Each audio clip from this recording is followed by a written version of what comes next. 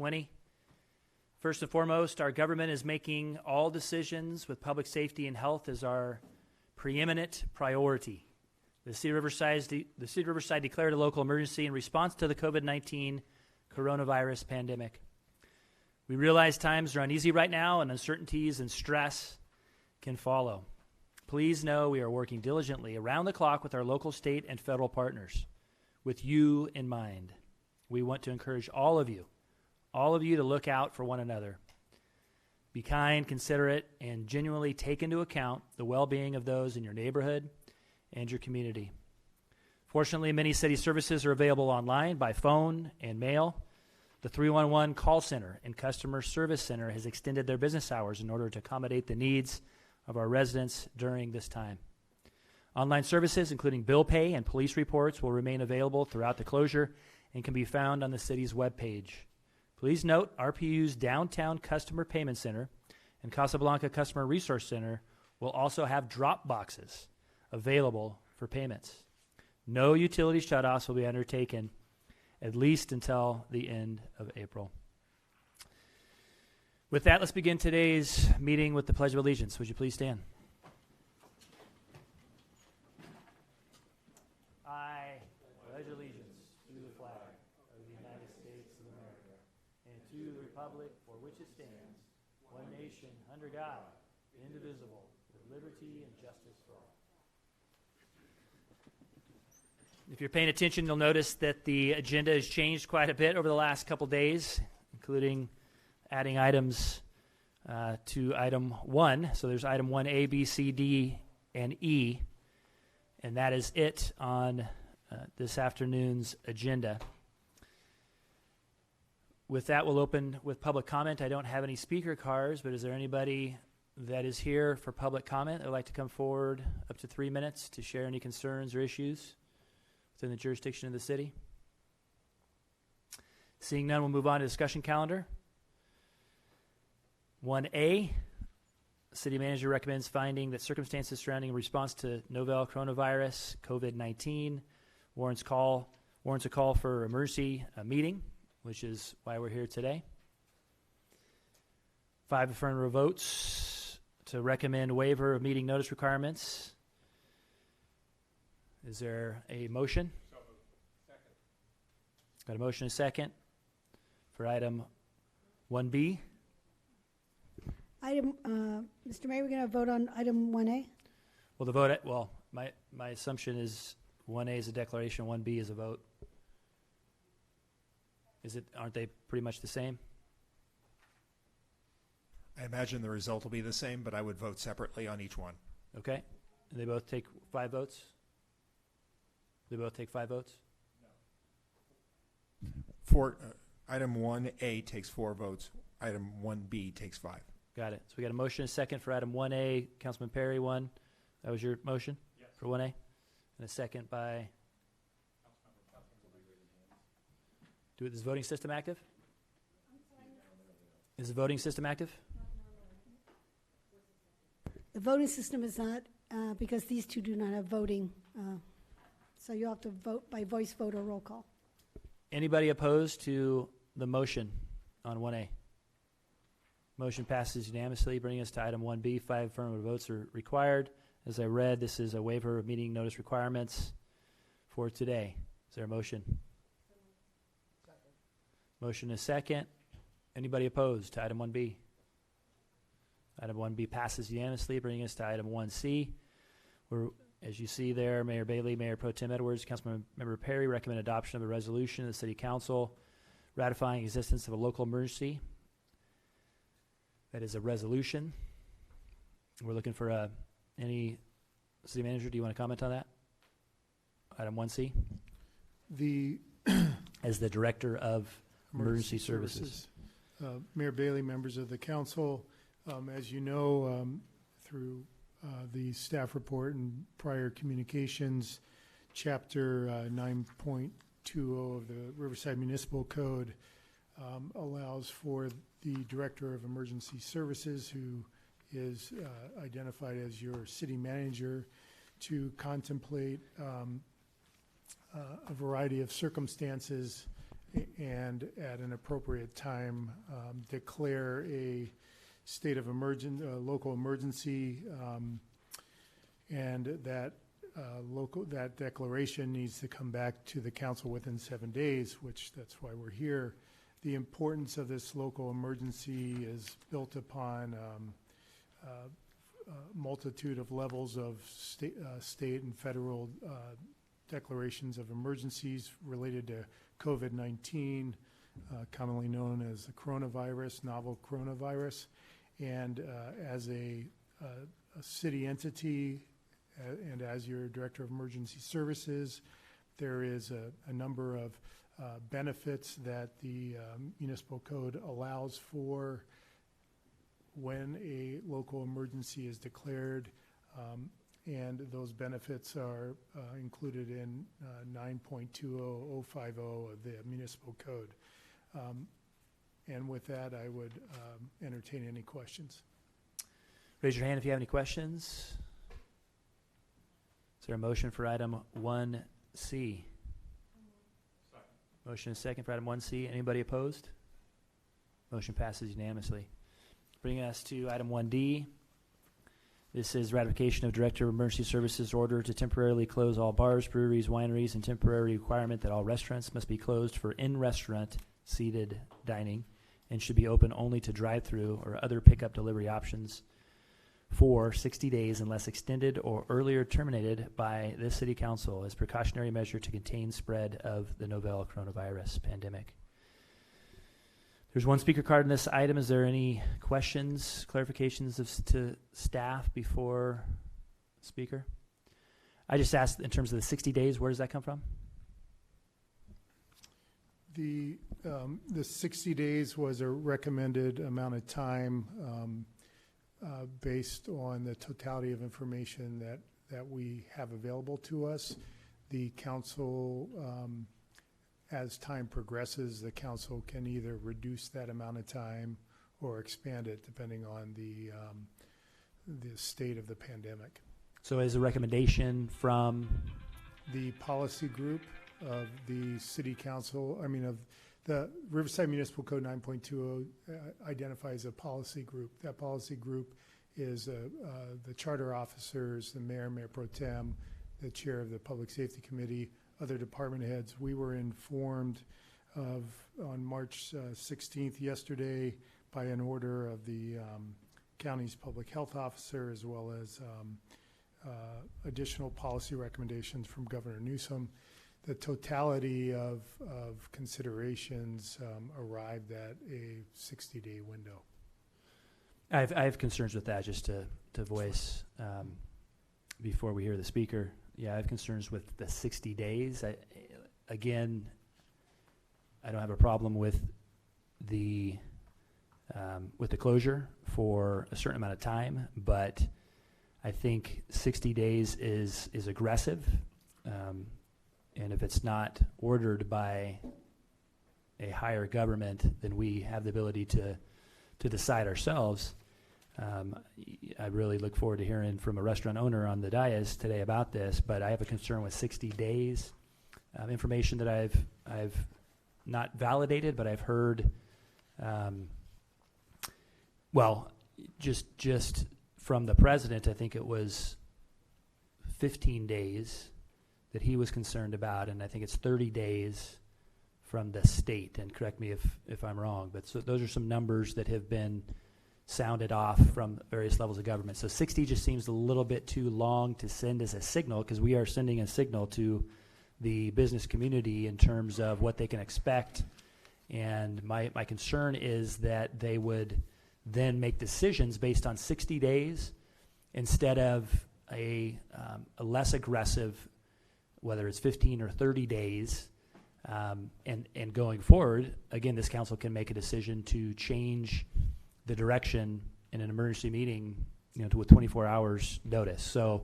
So that's something that the business community should know, is that we up here have the ability to change within a day any of these emergency orders that apply to our jurisdiction. If we were ordered by the county or the state or the federal government, then that's something different. But That's just a concern that I bring up.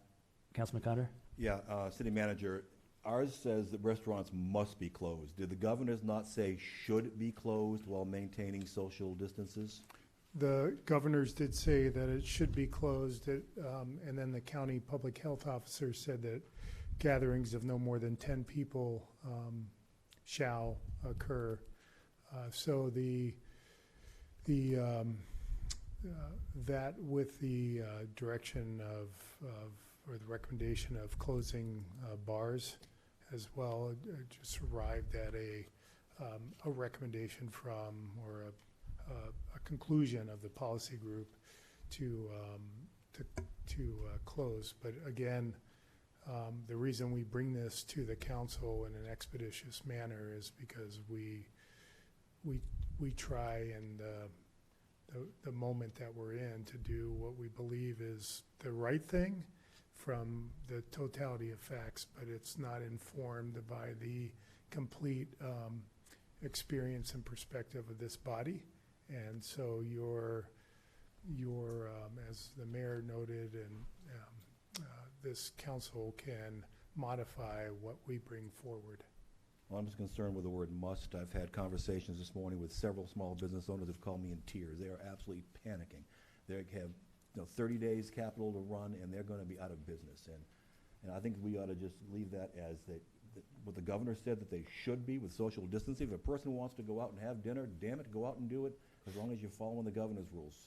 Keep social distancing, 10 people. I'm just concerned with this 60-day and this must. It's going to kill our businesses, and they pay our bills. Their sales tax is going to die. We're in trouble. Councilman Melendrez and then Councilman Fierro. Thank you, Mayor. A few things that I think there are, obviously we can't run a business or a restaurant or a bar. I've had the opportunity to run a restaurant for about a year, owned and operated a restaurant for about a year, which was about all I could take. It's just so labor intensive and all the work. So I really admire and really appreciate the work that the restaurants do. The one thing that we have here is we have a drive-through restaurant, and then we also have that should remain open, and then we have the sit-in restaurants that should remain closed. What is the difference between the two? And then you have a gathering place that says no more than 10 individuals. So if you have a small restaurant, a small sit-in restaurant, that maybe only sits 15 people and is never at capacity, are we saying that those types of restaurants should close? So to your first question, the intent of carryout and drive-through restaurants is to maintain the social distancing, if you will, so that people driving through a drive-through in the car, there's a minimal of exchange of human interaction. To your second point, you're absolutely correct, is a restaurant, small restaurant, which we have many here in Riverside, might have 10, 15 seats in it. And I think as it's proposed here, as it's presented here, I should say, it would close those restaurants for sit-down eating. I think the governor's recommendations that came out of closing should, as Councilmember Conder identified, the number 10 includes under the county order employees as well. So if you have a small restaurant with a cook and maybe a wait person, the number starts to reduce, but that's a business decision in the context of a small restaurant. In a public health perspective, the recommendation from the state was, and the direction from the county public health officer, maximum 10, and at the state was to close restaurants, bars, breweries, and wineries. So we relied upon the best input of our collective perspectives in the policy group to arrive ultimately at what we're presenting to you today. Again, it doesn't mean that it's 100%. We're trying to do the best we can, obviously, in the public interest, in a short amount of time with the facts that we have. So this body, again, and your experience and perspectives are invaluable in this time of local emergency. The other question I had, because it says drive-through or other pickup delivery options. So are we talking about those that maybe have an app where somebody would run out to drop off or deliver the food to them if they were sitting outside the restaurant? It could mean that. It could mean that the front doors of the restaurant are still open. Somebody comes in, picks up their food and goes out. It could mean Grubhub. It could mean DoorDash, those types of things. But thank you, Leah. The California Department of Public Health, their March 16th guidance that they submitted to us focused on retail beverages, service venues, retail food service, and other related venues. And what it specifically says, if I may, Sure.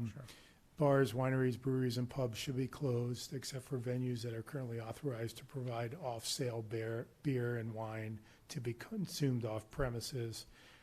This guidance is not intended to affect production of beer and wine, beers, breweries, pubs, and wineries. That includes meals, provided a full kitchen should follow the restaurant guidance below if they provide delivery or pickup of food. And then the retail food service and other service venues, restaurants/cafeterias, says restaurants should be closed for in-restaurant seated dining and should be open only to drive-through or other pickup delivery options. And it says remind employees of best hygiene practices, et cetera, et cetera. So again, as Councilmember Condor identified, it says should. It doesn't say shall, but it says should. The last thing I would say is the rhythm of this fast-moving experience that we're all a part of it seems to follow a rhythm of a set of guidance is submitted. A lot of it is should or may or could. And then in some short amount of time thereafter, there's another directive that comes that says shall. And so we were trying to recognize kind of that dynamic that's been happening. And but again, it comes back to this body and your direction. Yeah, I understand the importance of keeping the spread of this to a minimum. Certainly do understand that, but it sets off a chain reaction of things. Obviously, if the bars and the restaurants have to close, they are still responsible for paying mortgages unless the mortgage company is willing to waive those, which probably would not be. I don't know if there's been a federal mandate that requires them to do that. I know that cities have basically said no evictions during a specific period of time as a result. So I think if we're going to move along this route, I think we have to be really clear to some of these restaurants how they can remain in business and what their options are to keep them open or just shutting them down or keeping them open. It doesn't quite work. I think we have to find a happy medium that will allow them to continue remaining open during a period of time. And when we talk about, sometimes when you initially hear about those that are for pickup or drive-through, you think about drive-through, but the pickup or the app option or calling in advance for a order and to be picked up outside of the restaurant or to drop in to pick one up. I think needs to be clarified so that individuals, when they hear the message or whatever we decide on today, have a clear understanding of whether they can remain open or not.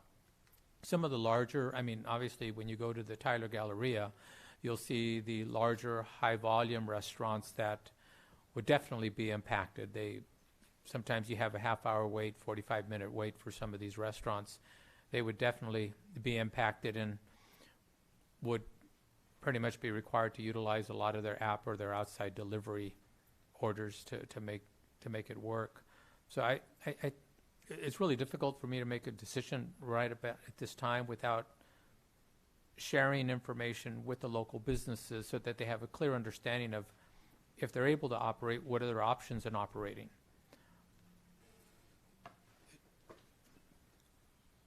A couple other council members are. I think there's was there something additional that you wanted to add to that? I'm just looking at, Leah sent me the county order, in case anybody references it, versus the state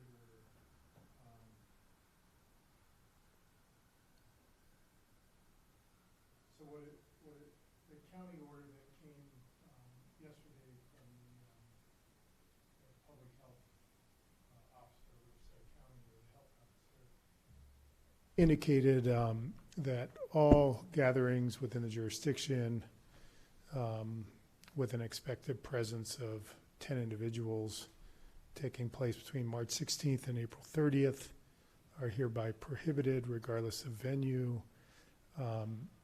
Says if a venue is subdivided into multiple spaces separated by physical walls or sufficient airspace, the limit per subdivision of space is 10. So if you have a multi-room restaurant, let's say, it appears that you could have 10 occupants in each room. So it's a pretty detailed order that accompanies that 10 order. And I think there might be, I recall our policy group, I think it was Mayor Bailey was reviewing some of the exemptions or exceptions. Was that of the health officer, I believe? Yeah. And we thought that gatherings such as city council meetings may be exempt from that order.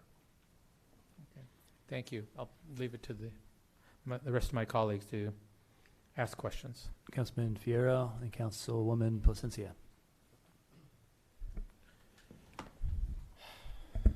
Wow.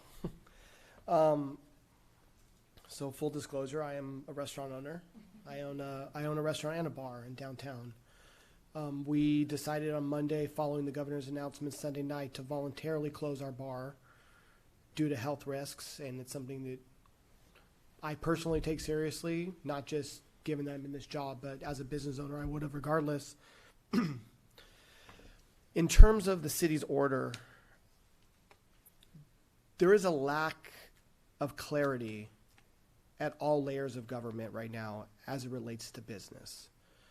The governor spoke Sunday night asking for all bars, nightclubs, breweries, wineries to close due to threats associated with novel coronavirus. And I think that made sense to everybody in our industry, although disheartening and certainly a body blow to an industry that isn't likely to recover anytime soon. I think that the republic and the public health comes first. What's concerning is that the governor mentioned that restaurants should stay open, maintain social distancing, keep occupancy at 50%, and everybody acted accordingly.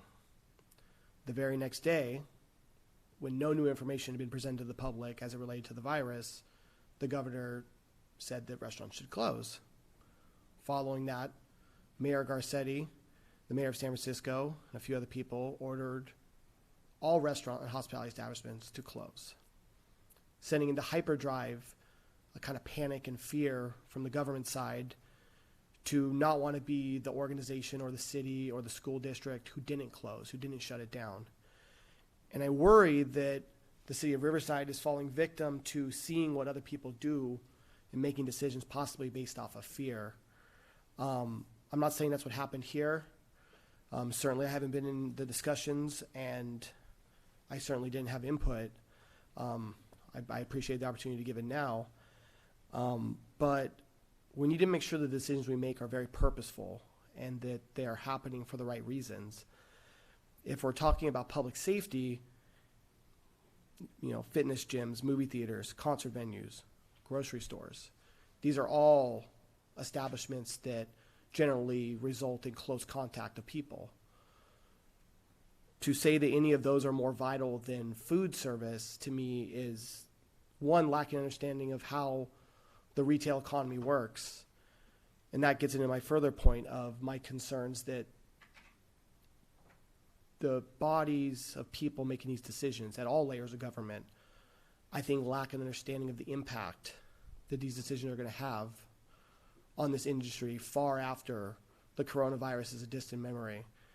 And I just want everyone to understand that when we make decisions that order the closure of businesses, that we set dangerous precedent. And possibly it's precedent that should be set.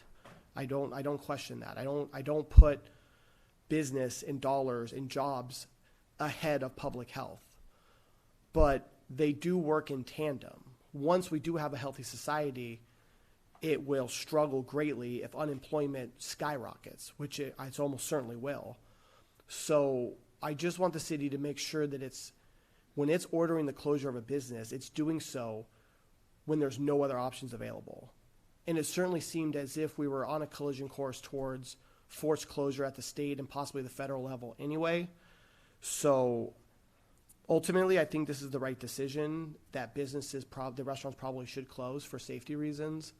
But I just hope that everybody involved in making these decisions understands that most of these businesses have very little leash in terms of dollars in their bank account, as Councilmember Condor mentioned, some of the phone calls he received. I can tell you that most restaurants I know of will probably never reopen their doors. It's even worse for bars who don't have a takeout option. And to be honest, I hear a lot of people, and I think it's well-intentioned, and even Councilmember Melendrez, mentioning the ability of drive-thrus and pickups. If that becomes the only way that restaurants are serving food, they will lose more money being open than being closed. So it isn't really an option in terms of saving the industry. So just know that the decisions we make will affect people's lives, and it will have far-reaching effects far beyond any health crisis we're currently dealing with. I'll talk more in detail about this. It's the next item we're talking about in terms of economic relief, but as a restaurant owner, as a council person, as a lifelong citizen of Riverside, that's my opinion on the issue. Just a question back to you. Would you, if this order is lifted, in the next whatever week or days, would your restaurant operation go back into full production or limited production? How would that look for your restaurant if this order is lifted? So I appreciate you asking that, and it's probably a point I should have made, is that there was already going to be a crunch to close restaurants as a result of lack of sales. There's a certain fear, there's a certain panic. Certainly the governor mentioning it, major mayors in major cities, our own city, saying that going to a restaurant is dangerous, again, has long-lasting effects, and it has immediate effects. And to be honest, I don't know if any order is going to give people the trust to go back into a restaurant right now. So to answer your question, if there was no order, I'm probably closing my doors tomorrow regardless. But I just think the precedent and the actions we take, that I guess ultimately was my point, was that this was going to happen regardless. But by making it a city order, it puts us in dangerous territory, at least as far as I'm concerned, in terms of what the city does and why it does it, and making sure that the business community in this town and the people who work for those businesses know that the city is on their side and is going to do everything it can to make sure that they will survive through this crisis and not just be protected against a virus, but instead protected long-term economically. Great points. Great points. And speaking for the policy committee that was having opinions and making ultimately the city manager making a decision on this morning, it was not taken lightly in the decisions that we were mulling over. And while we were having the policy group meeting between 3 and 5:30, there were 3 changes in guidance from above, from the county, from the state, and from the federal government. And so it's a fluid situation that we're in right now, and that's why, 60 days, I don't think that that's the right signal, as you're mentioning it, to send out. I spoke to the CEO of Stater Brothers, who cautioned us against closing restaurants because half of the caloric intake in our society is through restaurants, which means there is food insecurity or could be food insecurity in a city, in a county, in the state if we close off half of the establishments that provide that food to our population. So we are very concerned about that. And we are monitoring, I know, grocery stores and otherwise to see if there is any angst occurring in those establishments. But I think that this 60-day signal is something that we need to take very seriously and figure out if that's the right number or not. That's something that we need to decide today. Councilwoman Placencia? Thank you. Thank you for everyone's comments, and clearly you're the expert right now, Ronaldo, in this situation, and so I do have some questions for you. So other cities, including Long Beach, which is a big city, decided their order was only for 2 weeks. So it's till the end of the month. And they were very specific in their language about closing the bars and wineries that did not sell food. And so I don't know, so I guess I'm asking, do you think looking at something short term, 2 weeks at a time, where clearly we're going to still have to meet on things, where we could see if we can salvage, right? Does that make sense? Can you envision that your business as well as other businesses can still try to salvage if we maybe do something where we're more intentional about the closures to those that only don't sell food and, obviously respect the takeout and that kind of thing, and make it more of a 2 week 2 week at a time conversation? I mean, I think that should be happening with every decision we're making right now. I mean, like the mayor said, and like I'm sure everyone up here is aware, that this is an entirely fluid situation. I think putting long times on things is of little value. We have no idea what the world's going to look like in 60 days. So to say that it's for sure going to last 60 days or that it for sure will end in 60 days, to me is, we might as well be throwing darts at a board. So, yeah, I think the more flexibility you give yourself in these moments to say, we're going to reassess in 2 weeks, we're going to talk about this, because ultimately you're talking about a city telling businesses they have to close. Right. And that, whether anyone realizes it or not, I mean, staff can look into it, but I'd be shocked if that's ever happened in the history of the city. This might be the first time ever that we have told businesses they have to close their doors. Now it's only for bars, breweries, and wineries, and I'm telling you right now that those are industries that, for the amount of dollars they bring in versus the amount of people they employ, it's probably one of the best margins there is in terms of, they make $1 million, they probably still employ 40 people. So it's important to know that there's going to be job impacts on this that probably are even more impactful than the businesses and the business owners themselves. So when I mention these, I'm not just talking about as a business owner, I'm talking about the full economic impact for the area. So to answer your question, yeah, I think the shorter the better in terms of giving people the confidence that the city's constantly looking at it and not just putting it in a box for 2 months later and saying, okay, we'll worry about it then. Right. And the business piece, the revenue piece, and also looking at our families, right? Councilmember Hemingway was just talking about coming to the school tomorrow and helping with the lunches and just trying to, continue that sense of normalcy. If you can't go to a restaurant, okay, I get it, we're closing the nightclubs and all those things, that totally makes sense. But if we can't go through a drive-through, with your kids, and I know not everybody's in that position, but those small things that do continue to give our community that sense of normalcy, I think is important. Good points. Councilmember Perry and then Councilmember Hemingway, and then we have one speaker card. This is a little awkward sitting down here. No, thank you, Mayor. Just to kind of reemphasize a couple points here. The policy committee has put in an awful lot of time, an awful lot of work. There's been a lot of the conduct's been very professional. Nobody has taken any of this lightly. There has been a lot of conversation about keeping things as normal as possible. My recollection of the meeting we had yesterday, and I think the direction we were going until I think the county health officer made some direction, is we actually had a conversation on keeping the restaurants open and following the guidelines of 50% capacity and the 6-foot social space between them. My recollection is that's what I believe we left the meeting with, that opinion, and then during the course of the evening we received this correspondence from the county that changed that period of time. So just to give a little indication, this isn't something that we just jumped on and came to a conclusion. Much of yesterday's meeting was having to change multiple times because these amounts of people that are allowed in establishments or locations was changing as we spoke. I think it changed 3 times in about a two and a half hour period of time yesterday. So those are some of the constraints that we were dealing with in trying to make proper decisions. Because based on what I'm hearing, I do like the idea of maybe reviewing this every 2 weeks. The resolution that's before us, I mean, the last sentence is, this order shall continue for a period of 60 days unless otherwise extended or earlier terminated by the city council. I'm comfortable with 2 weeks. I'm comfortable with the restaurants operating at a 50% capacity and having that six foot social space in there.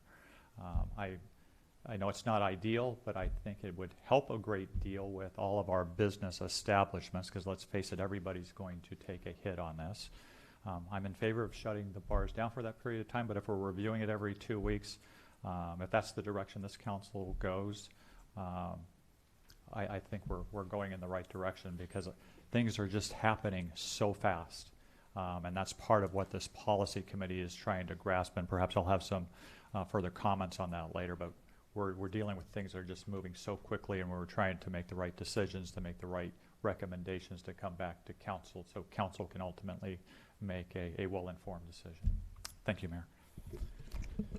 Well said, Council Member Hemingway. Yes, thank you. I'm hearing a couple things that we're at least thinking through as a council, and that is whether it's a should we recommend it, or is it an order?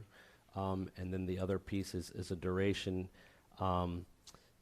It sounds like whether we recommend or make it as an order, at least if I'm hearing Councilmember Fierro correctly, there's ramifications happening to businesses, namely restaurants already. And again, it sounds like the duration is up, for conversation, whether it's 14 days, a week, a month. My question is, if it's an order, because we're trying to be out of an abundance of caution, and that has effects on businesses, our businesses here, and the working folks that are in them. That's a financial, reality for us. Is there something then that we should be thinking about of how to alleviate that financial reality, or some of those challenges that our small businesses and the folks working there, and maybe this is the next item, but I'm saying, if I'm hearing what our challenges are that might play into that, it sounds like whether it's a recommendation or an order and the duration, and if I'm hearing you right, Councilman Perry, it sounds like we could go with a recommendation with the stipulation of what the various organizations are recommending, and then even a shorter duration. I think that forces us with a shorter duration to come back and have it in the forefront of what we're doing, rather than leaving it a long term and people are sort of preparing, as the mayor said, for this long-term duration. It kind of lets them know and sends the message, we're dealing with this on a day-to-day, week-to-week basis. So I feel like that makes a little bit more sense to me. But again, then what do we do to mitigate what's going to happen next? And so, that's where I'm at. Good comments, and I think you're right. The next item does address that in the medium term, the next couple of months, in terms of impacts on our residents who may be out of work or lose income during this time. There's also another push by the Big City Mayors Group, the 13 largest cities in the state of California, with the Cal EITC, just for your information. We sent a communique to the governor, the Senate Pro Tem, Tony Atkins, and Speaker Anthony Rendon this morning. It says this: we appreciate your leadership in this difficult and unprecedented time. We're writing to offer some options for using the California Earned Income Tax Credit as a mechanism to quickly support those hit hardest by the virus-related recession that would cost no more than $1 billion. We recognize the number of levers need to be pulled to support people and the federal government to reimburse. But this option can be simply administered using the Cal EITC to assist low-wage workers who stand to be hit hardest by COVID-19. So the options are to send a second Cal EITC credit to people who will file a 2019 tax return, and then furthermore to send out a second Cal EITC credit for those with to support households without children and other low-wage earners. That would be, well, there's further explanation that I can talk about. But anyway, there is a movement from the big city mayors in California to do just that in support of individuals that have a need in the medium term. Let's go to our public comment, our public speaker who is here on behalf of restaurants. Aubrey?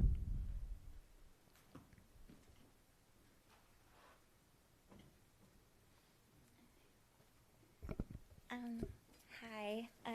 So I'm not really well versed, so I apologize ahead of time. And I'm sure my voice is a lot more squeaky right now because of my nerves. So, okay. So I just want to ensure you guys that we are upholding health standards and doing the 6 feet rule or something like that. And we're washing our hands, we're sanitizing. I mean, we're doing everything we can with ensuring a safe community for you guys. And personally, I don't know how I'm going to pay rent if I lose my job, I know a lot of single moms who don't know how they're going to feed their children. We don't really have much to help us out, this is a big deal. So, I just feel like as long as we're upholding the standards with the health department, that we should be able to keep the restaurants open. I understand the bars and stuff like that, because everybody's so close together. But restaurants are big. We have enough room to do this, right? Okay. What restaurant do you I work work for? at the Market Broiler. Okay. Yeah. Well, thank you. Yeah. Thank you. Sorry. No, don't apologize. Thank you for your feedback and for coming here today.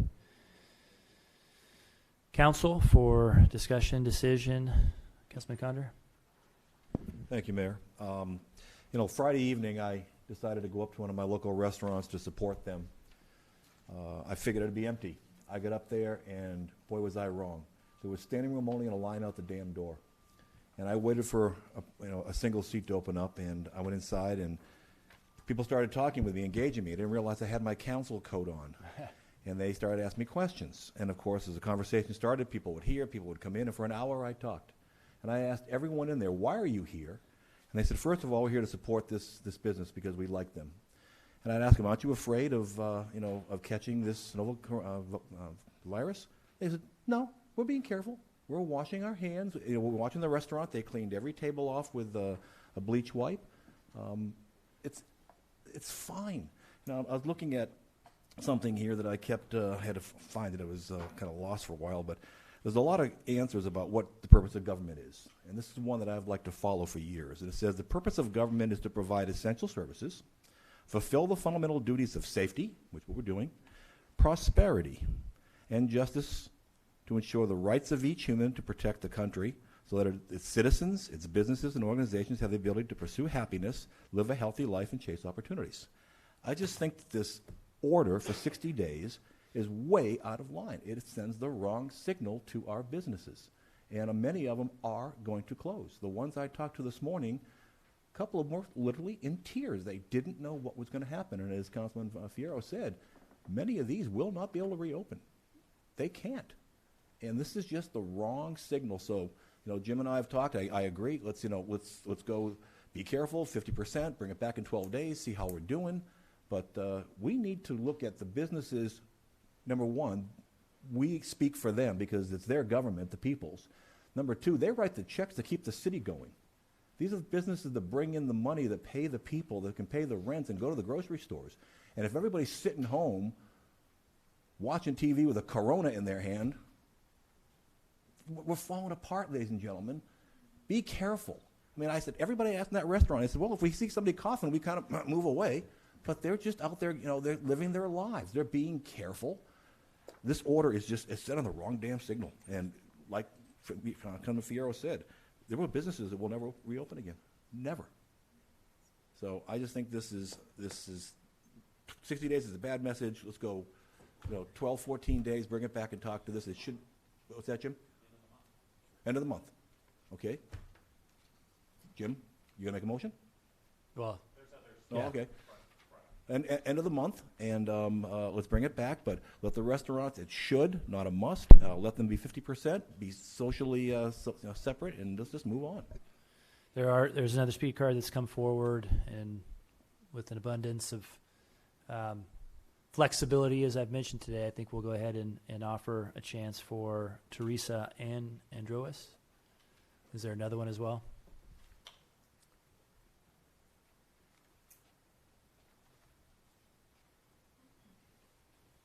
Hello, I'm Teresa Andros. I am from Antonio's Pizza down the way. We have been in business in Riverside since 1986. We have been in business since 1983 in general, so we've been in business a long time. I have the mark of being 60, having autoimmune diseases. I'm trying to right now keep my business together with the note that I may have to close. Being closed for 2 months will put me automatically $10,000 in debt. I will have to throw away part of my supplies, and my 25 employees will lose their jobs for 60 days. Even 2 weeks is hard, but we realize that is a possibility. We are trying to downsize to a place that we did all the safety precautions. We distanced yesterday. We closed off the restaurant last night. We put up signs. We've done everything to protect ourselves. I am taking the temperatures of my employees when they walk in, so if they have a temperature, they're not working. If they call me and say they're sick, I'm saying, I'm following all the guidelines. This is financially hard for them. It's financially hard for me, putting me $10,000 in debt right off the top of the bat, and having to negotiate with my landlord not to kick me out when I'm going to not be able to make that next month's rent. At 3 months, they start doing eviction notices. So even though I would be very upset that we're losing the 14 days, I just think it's very, very dangerous to do this to a lot of new businesses. We've been through recessions. Back in the 90s, we had a menu recession-proof pizza, and we were selling pizzas for $3.99 just to stay in business. And to do this, we have no way of staying into business. Thank you. Thank you. Councilman Perry, were you next up? And then Councilmember Edwards? No, actually, I know Councilwoman Placentia was before me, and Sure, I if you thought wanna I defer. saw Councilmember Melindra's hand go up before I spoke up. Well, again, it's hard for me to Right. monitor this, so everybody's going to get a chance to speak. So, So I can throw a motion out there, and please. the motion that I will make is that effective immediately we would close all bars, restaurants. We would remain open at 50% of their capacity with the 6-foot social safety space incorporated into that, and that it would go through March 31st of 2020 to come back to review by the council for further action. And I should also note in here that in our discussions yesterday, to further elaborate here a little bit, that if you have under this proposal, and I'll make this part of the motion as well, it's if you have a restaurant that has a bar in it, the bar would be closed, but the patrons in the restaurant would still be able to order alcoholic beverages and have it brought to their tables. Until 10 o'clock? Until 10 o'clock that night. Councilman, go ahead and turn your microphone on. Can you because I know there are breweries that do serve food, and I feel if they wanted to stay open just to serve food, or do the takeout option, if you could just add that to your motion about the bar closures, the bars, breweries, and wineries that don't serve food. And they're allowed, breweries that sell food items would be allowed to remain open to sell their food items. Her wording, I think, was pretty Probably easy. better, yes. Yeah. That don't sell food. Breweries, bars, wineries that don't sell food. City Manager?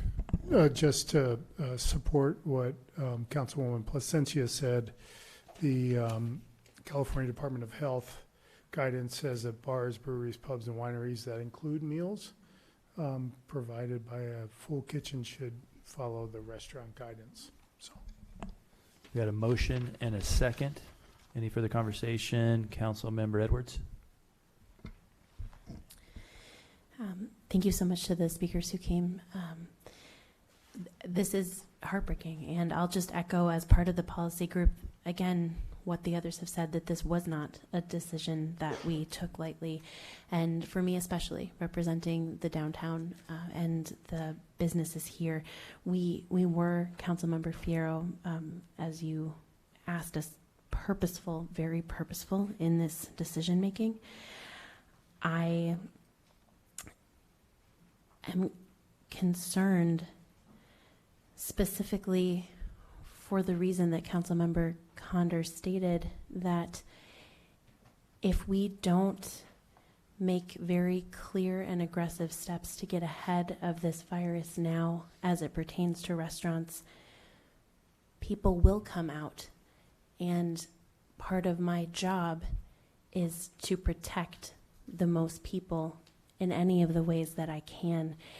And what I'm understanding from the data points that I have and what I've read and heard is that this next week or two especially is crucial in being able to get ahead of this virus. I support the idea that we reduce the number of days from 60 and think about to the end of the month only.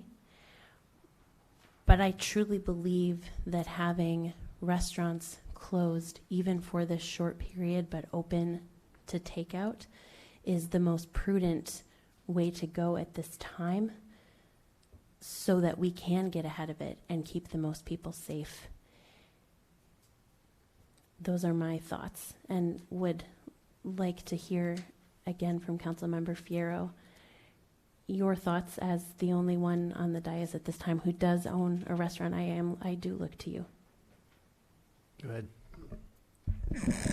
Well, thank you, council member. I'm not trying to speak as the voice of all restaurants, and certainly, if anything, I'm certainly biased, certainly emotional. I mean, I appreciate the two people who came out to speak. I mean, I know it's not overly, there's not a whole lot of confidence to leave your house right now and to come to a public council meeting full of people to essentially beg for your job and beg for your business. And it wasn't easy to hear for me. My understanding is that what we looked at, that, I guess we're not. You're saying you want to keep the suggestion that restaurants should close and just do takeout. That is my recommendation, but I'm looking to you. Okay, and Councilmember Perry, your motion is that we recommend the restaurants stay open, but follow the 50% occupancy guidelines, social distancing, et cetera, et cetera. Yes. Okay. And I know this isn't going to make anybody feel any better, but the damage is pretty much done at this point in terms of perception. I think that trying to get the word out to people that restaurants aren't closed is going to be an almost impossible communication to have, as people's inboxes are bombarded with COVID-19 updates, the news talking about the Dow plummeting and talking about how many cases there are now and how many deaths there's been. And I think that we're in an echo chamber of panic and chaos.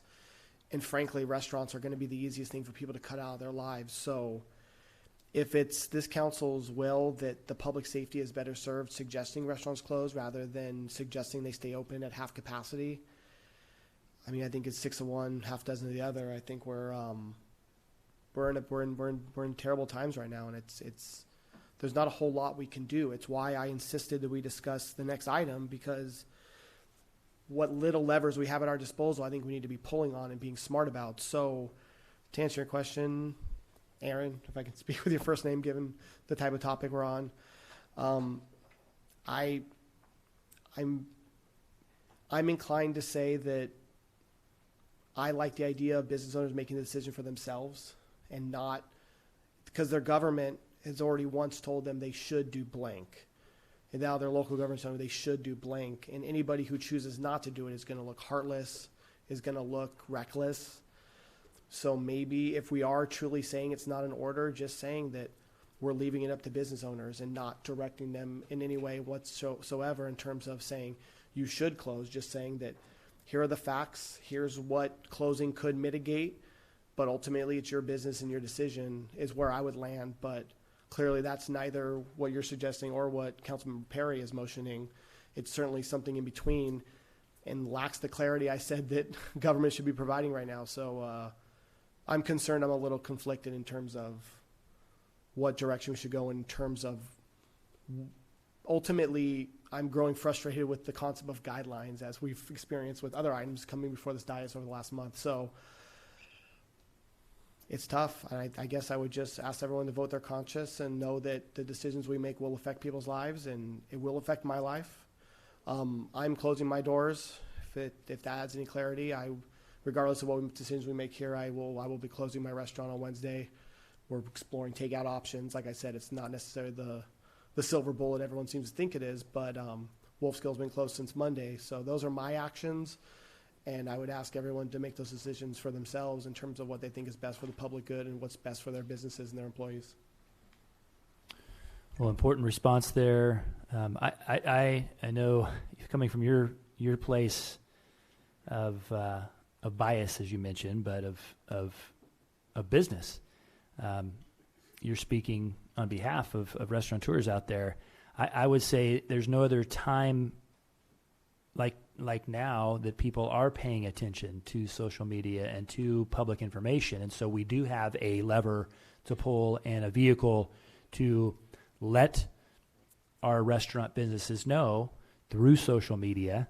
And everybody's got followers now on their social media. And so I would encourage us, depending on the decision we make today, to get that word out and to ensure that our residents and businesses know what this decision is and why we made it. And I think we can do that through social media. Maybe I'm too optimistic, but I'm optimistic in terms of the decisions that we're making on behalf of the business community and our residents today. And I think we have a solid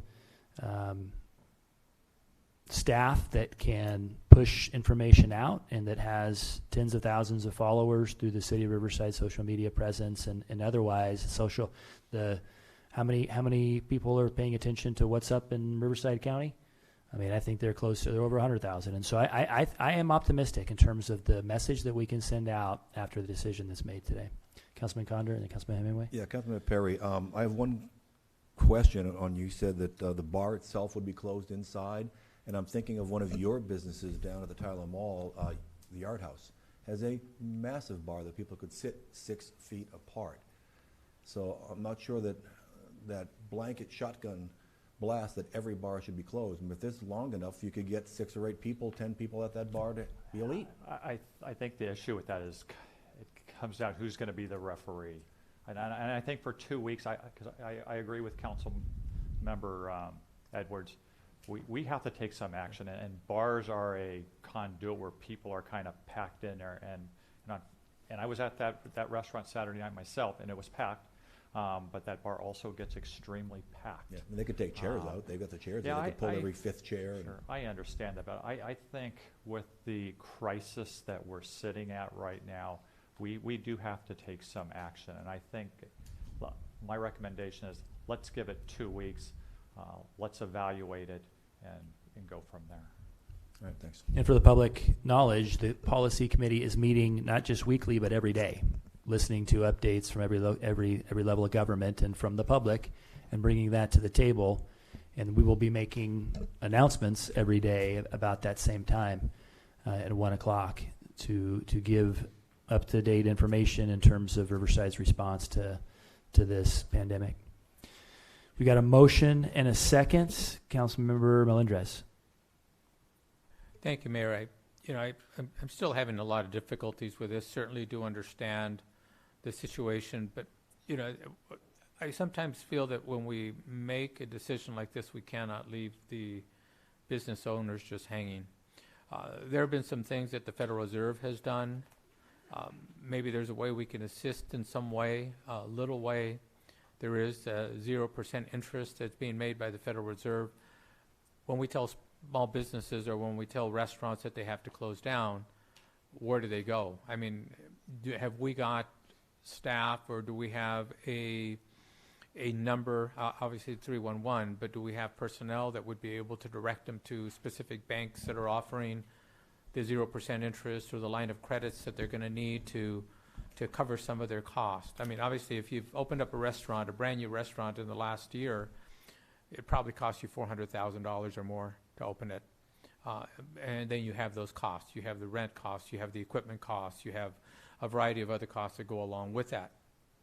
So if individuals call about closing down, what do we tell them? Just, yeah, you're closed?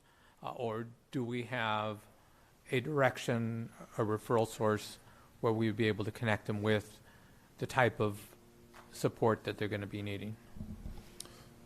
Councilmember Melendez, the short answer is yes. Our economic development staff is has put together a compendium of resources for small businesses, plus working with the Small Business Development Center.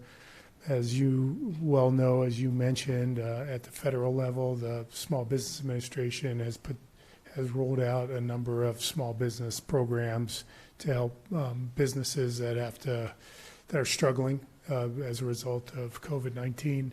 So our economic development department, either through referral to experts or on our, as I understand, on our COVID-19 webpage at the City of Riverside. I haven't been on it today to verify what I'm saying, but I know if it's not up there already, there's resources going to be up there for small businesses. But it's definitely something that your city management team has been meeting on through the weekend, and we have staff putting together those resources so we can be directing small businesses and large businesses to the right outlets to at least assist at varying levels with the struggles they're going through right now. Okay, so we'll be pushing that information out effective today? Yeah, we can get it. We can get as much information out today. It probably already has been out. I just am not aware of it, but but we can make another push. All right. I just haven't seen it. That's why I'd like to be able to take a look and refer. You know, there was a small business that's not related to this restaurant, but it is related to a senior convalescent hospital that did not have the mask or the new gowns. They couldn't find them because so many of the larger companies had them, and there seems to be a large shortage of just having the mask because so many people want the mask. You know, that's just one of the problems that this small convalescent hospital is having, because they are giving priority to their larger customers. With this, I believe that it's so important for us to get this information into the hands of the small business owners as soon as possible. You know, let them know where they can get the line of credit, the 0% interest, and having it processed very quickly. Because, you know, and at the same time, we don't really know what the mortgage companies are going to do, whether they are, and these mortgage companies are federally insured, which basically means that when you go get a loan, especially small business loans, they're generally about 95% insured, which means that their loss is only about 3% should a person default. So I think we need to find out if there are small business loans, federal loans, if there are ways to waive the mortgage for this period of time. I think that's so important. Again, anytime you do get a SBA loan, and it is a federal loan, it is backed by the federal government by a very high percentage rate. I don't know if that's still 97%. It might be 90% now. Thank you, Mayor. Councilmember Perry, then Placencia. Thank you, Mayor. I was gonna hold off on this information for the next presentation, but maybe I'll throw it in there now. A couple hours ago, I got off the phone with the Office of Assembly Member Cervantes.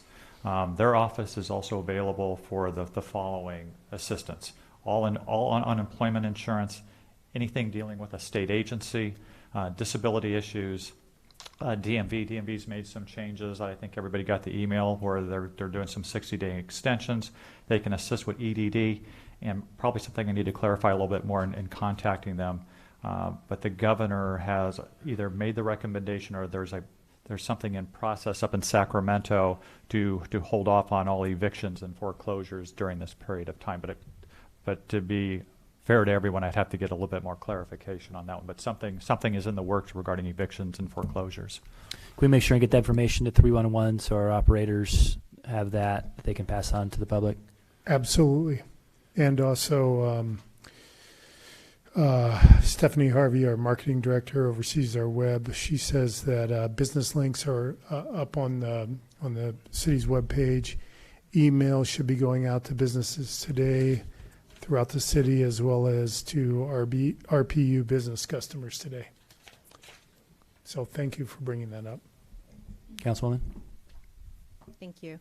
I just wanted to go back to Councilwoman Edwards' point about, trying to take aggressive measures to make sure that the public as a whole is safe. So I definitely understand your point, and I don't want to say fear, but, I think we're trying to do our best with what information we have, being that it's changing and the responsibility that we have. So I think it's just important that we try to be cautious, but also balanced. And I think that's why I feel a little bit more comfortable doing the 2-week and not having them shut down, the restaurants shut down.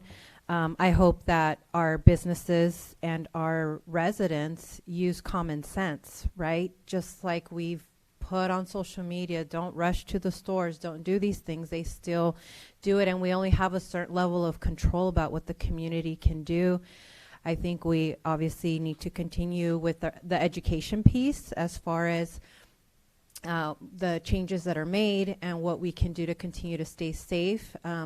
But at the end of the day, we can't continue to police our community either, right? We can't be out there counting people going into Ramiro's or another restaurant in the area, right? And so I think we need to take a balanced approach. We need to be aggressive to some extent, but I do share your concern about trying to make decisions for the betterment of our community. It's just so difficult when people continue to panic and do things that we've asked them not to do, right? And so I just will respect that our businesses will do their part to continue to keep our community safe if they choose to keep their doors open, and that they will follow our guidelines and the county guidelines and the state guidelines to keep everybody safe. So I know that Councilmember Perry made a motion earlier, but I just wanted to let you know that I do share your concerns, but I do think we need to have a balanced approach as well, and just really highlight the education piece to our community members about we need to really follow and not panic. And I think they look to us to ensure that we're not panicking and that we're making a balanced decision for everybody. So it's a tough decision for all of us. I guess that's what I'm trying to say. Councilman Hemingway? Yeah, I agree with what my colleagues have said, and this balanced approach, we're in a very precarious place, and I is equally concerned as we are about the fallout of the business and what that means for the financial well-being of those businesses and their families. This could be equally detrimental if many folks fall ill, right? So there is this balance. I'm fine with, I think, what we've mentioned, but to what Councilwoman Placencia just said, perhaps then we have to be a little more intentional now of deciding how we're going to get that information out. Do we need to take an action or embed in this action what we're actually going to do to disseminate the information and what that information is going to be on what kind of a schedule, calendar, and outlet? Because while I also want to hope that our businesses heed this advice and also residents, if that doesn't happen for whatever reason, many of my friends and family say this is, I shouldn't be worried. And then some say, yes, be very worried. But, for those that maybe don't seem to be as worried, what are we making sure we're doing to get the factual information in front of folks so that we can mitigate both of the challenges that it's going to cause on the health front if this does get much, much worse, and also mitigating the business side of things. So I just wonder if that needs to be a proactive piece in what we're deciding. I think it's an operational question. So, City Manager, when can we get that information out? When can we get this information out? We can, as soon as the council acts, we can start, we'll modify the order, the direction, and we'll have our team right away put it out. We'll put it out through all of our social media channels. We'll have the public information officer get it out through press releases. We'll pipe it to the various business groups, the Hispanic Chamber, the Black Chamber, the Greater Riverside Chamber, all the chamber groups. Just get the word out. And whatever you provide to the public, I think you need to send to the council and city employees first, Okay. so that they can send it out through their social media as well, so we can all be on the same page. So, Yeah, and the just for clarification, I think, and Councilmember Hemingway, I think this is what I heard as well is, and correct me if I'm wrong, you also were interested in what we're doing just kind of generally to educate the public, just generally, and we're drafting right now in Spanish and English it's probably going to end up being a 8.5 by 11 colored mailer, to very bright so that people will pay attention to it, information about what to do to stop the spread of COVID-19, resources for them, the essential city services that are still performing their day in and day out duties. And we will, once we get that drafted, we will send it around for you all. You've already provided input from your top three messages. Not you, but department heads have provided their top three messages. We've filtered them through the policy group. And then once this draft comes out, we're going to share with all of you so you can give us your input, make sure the messages you're hearing are aligned with what we're trying to convey. And then we'll send that out to 109,000 addresses. also, we have a on public top of service social announcement media. going out. We have a public service announcement going out. Phil, I don't know if Phil's here, but I don't know if it's gone out yet to our social media in terms of a video, a couple minutes with the police chief, fire chief, and myself, as well as in Espanol. Thank you, Sandy Garcia. But that will be going out with some of this information, but the purpose predominantly is to squelch any panic and to let the public rest assured that we are responding and that essential services, core functions of the city remain, and that we are on a daily basis, going to communicate with them on a daily basis going forward. Councilwoman Placencia? Is that information going to be included in the utility bills as well? I believe it is. I believe we were talking about that in the policy group, that we'll use the utility bills as well. I'll double check though. Thank you. And then can I make just two other real quick points? Somebody in the emergency world that most of you know, Mark Annis, he oversees our emergency operations. He helped explain it to me because I heard a couple of you mention the frustration with guidelines, and he said in the world of these orders, what generally happens is that guidance is released to try to influence the public to do something on their own, right? And then should that guidance, at a macro level not seem like it's working, that's when it converts into an order, and then that order is issued. So the frustration is obviously natural about guidelines because they're wishy-washy, if you will, or they're not as clear and definite. Let's just go around the horn of any other final comments on this. And what I'll make part of my motion is we're talking about this being in effect until the 31st.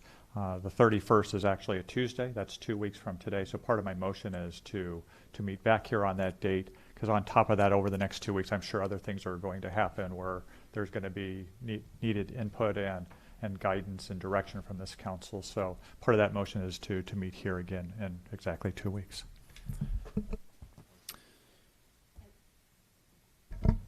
I was hoping for a clarification of the entire motion, just for clarity, please. Sure, it's my understanding, and city clerk can correct me, but it is staff's recommendation on item 1D, but changing 60 days to 14 days and changing open only, changing that to should be at 50% occupancy with complying with the social distancing guidelines. City clerk, is there anything I else? also have that with the bars? if the restaurant has a bar, the bar is closed, but the restaurant patrons can order from the bar until 10 p.m. And I had a date certain of March 31st. Yes. City manager? Just so that everyone's clear, the county health officer's 10-person order for gathering is also, and that's not part of this order but it is an order, and Right. we would communicate that as well. And then just to further clarify that this is not guidance, this is an order, correct? Okay. Anything else? Yeah, just one more comment. Maybe we can hear from our fire chief of public safety, finding out what you're hearing out there. It's been my experience. Come on up, chiefs. Yeah. It's generally been my experience that during the winter months, when individuals, feel that they're coming down with something, especially if you're low income, they let it get to a critical point where they end up calling an ambulance or, fire department for help or 911. Are we seeing cases that are flu-like symptoms out here that could or could not be the coronavirus? Are people being very... Tell us what their action is, or what they're thinking. Excuse me, council member. Sorry, down here. Yes, I'm sorry. I'm going beyond the scope. Yes, that is not part of this agenda item, and we should probably keep the conversation to this agenda Very item. brief. Okay. Thank you. Briefly. Not brief, just brief. No. No. Let's Let's not move on. discuss Not this. brief at all. It's not Thank part you. of this. Okay, we'll ask you later, Chief. Anything else? Looking down the row. All right, we got a motion and a second. Looking for a vote on item 1D. Anybody opposed? Then that is a unanimous decision. Moving on to item 1E, Councilmember Fierro, would you like to lead this off in terms of a recommended suspension of discontinuance of water, electric, sewer, refuse for non-payment for 30 days and extend further if needed? Thank you, Mayor. A lot of number ones. Okay, so the reason that this agenda item found its way on today's agenda, along with Councilmember Melendrez and Councilwoman Placencia, my thought process was that it was important for the citizens of Riverside and the businesses of Riverside to know that their local government wasn't just reacting to an emergency or declaring emergencies or letting them know how bad things are getting, but instead to also take proactive action to show that this body, that the workers in this city are going to stand with the citizens of Riverside, with the businesses of Riverside, and do everything within our power to help make sure that any economic relief measures at our disposal will be dispensed and will be dispensed quickly.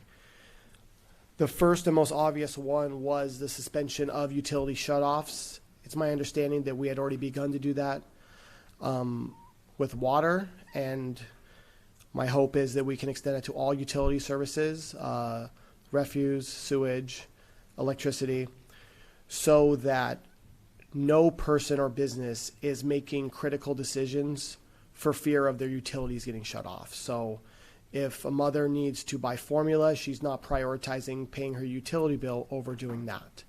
If a business is trying to make their very last payroll payments to the workers who have already worked those hours, My hope is that they would pay those people instead of pay their utility bill for fear of being able to keep their business afloat without utility services. So I felt that that was one immediate action. I know it's an action that I'm sure most people on this dais agree with.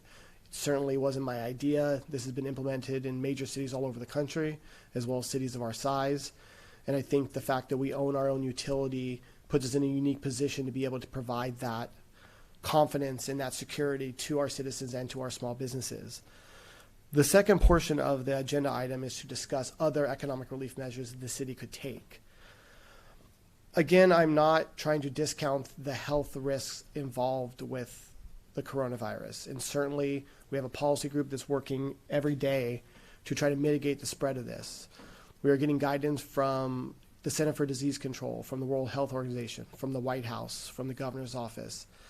All layers of government are working to make sure that the spread of this disease is mitigated and that we don't overwhelm our healthcare system. Dare I say, we flatten the curve. But with all layers of government focusing on that, only now are we finally starting to be a little bit proactive in terms of what type of economic relief measures are going to be necessary to keep the economy afloat. The federal government was in long talks today about a stimulus package, about possible one-time payments to citizens within the country, possible bailouts for certain industries, as well as guaranteeing, as Councilmember Melendez suggested, low interest or no interest SBA loans to small businesses. So with all layers of government now focusing on ways we can help economically, I felt it was important for everybody up here to have that discussion. I will say, and I would even motion that my one item would be that the city suspend collection of all fees owed to them.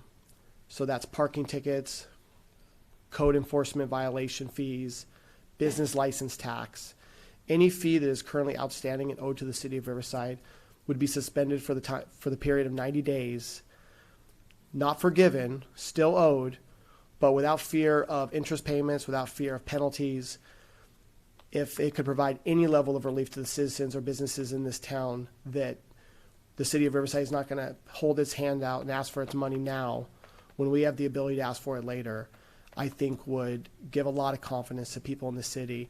And even if it's just a minor temporary relief, I think in these moments of crisis, sometimes that can be enough to get people a few days down the road. And right now, I think we're doing this day to day. So with that, I'll open it up, but that would be my motion and my one item that I think we should move forward with. There's a motion there. One question to, is there a second on the motion? Second? There's a second. One question to Public Utilities in terms of shutting off service. I don't know if Public Utilities is here.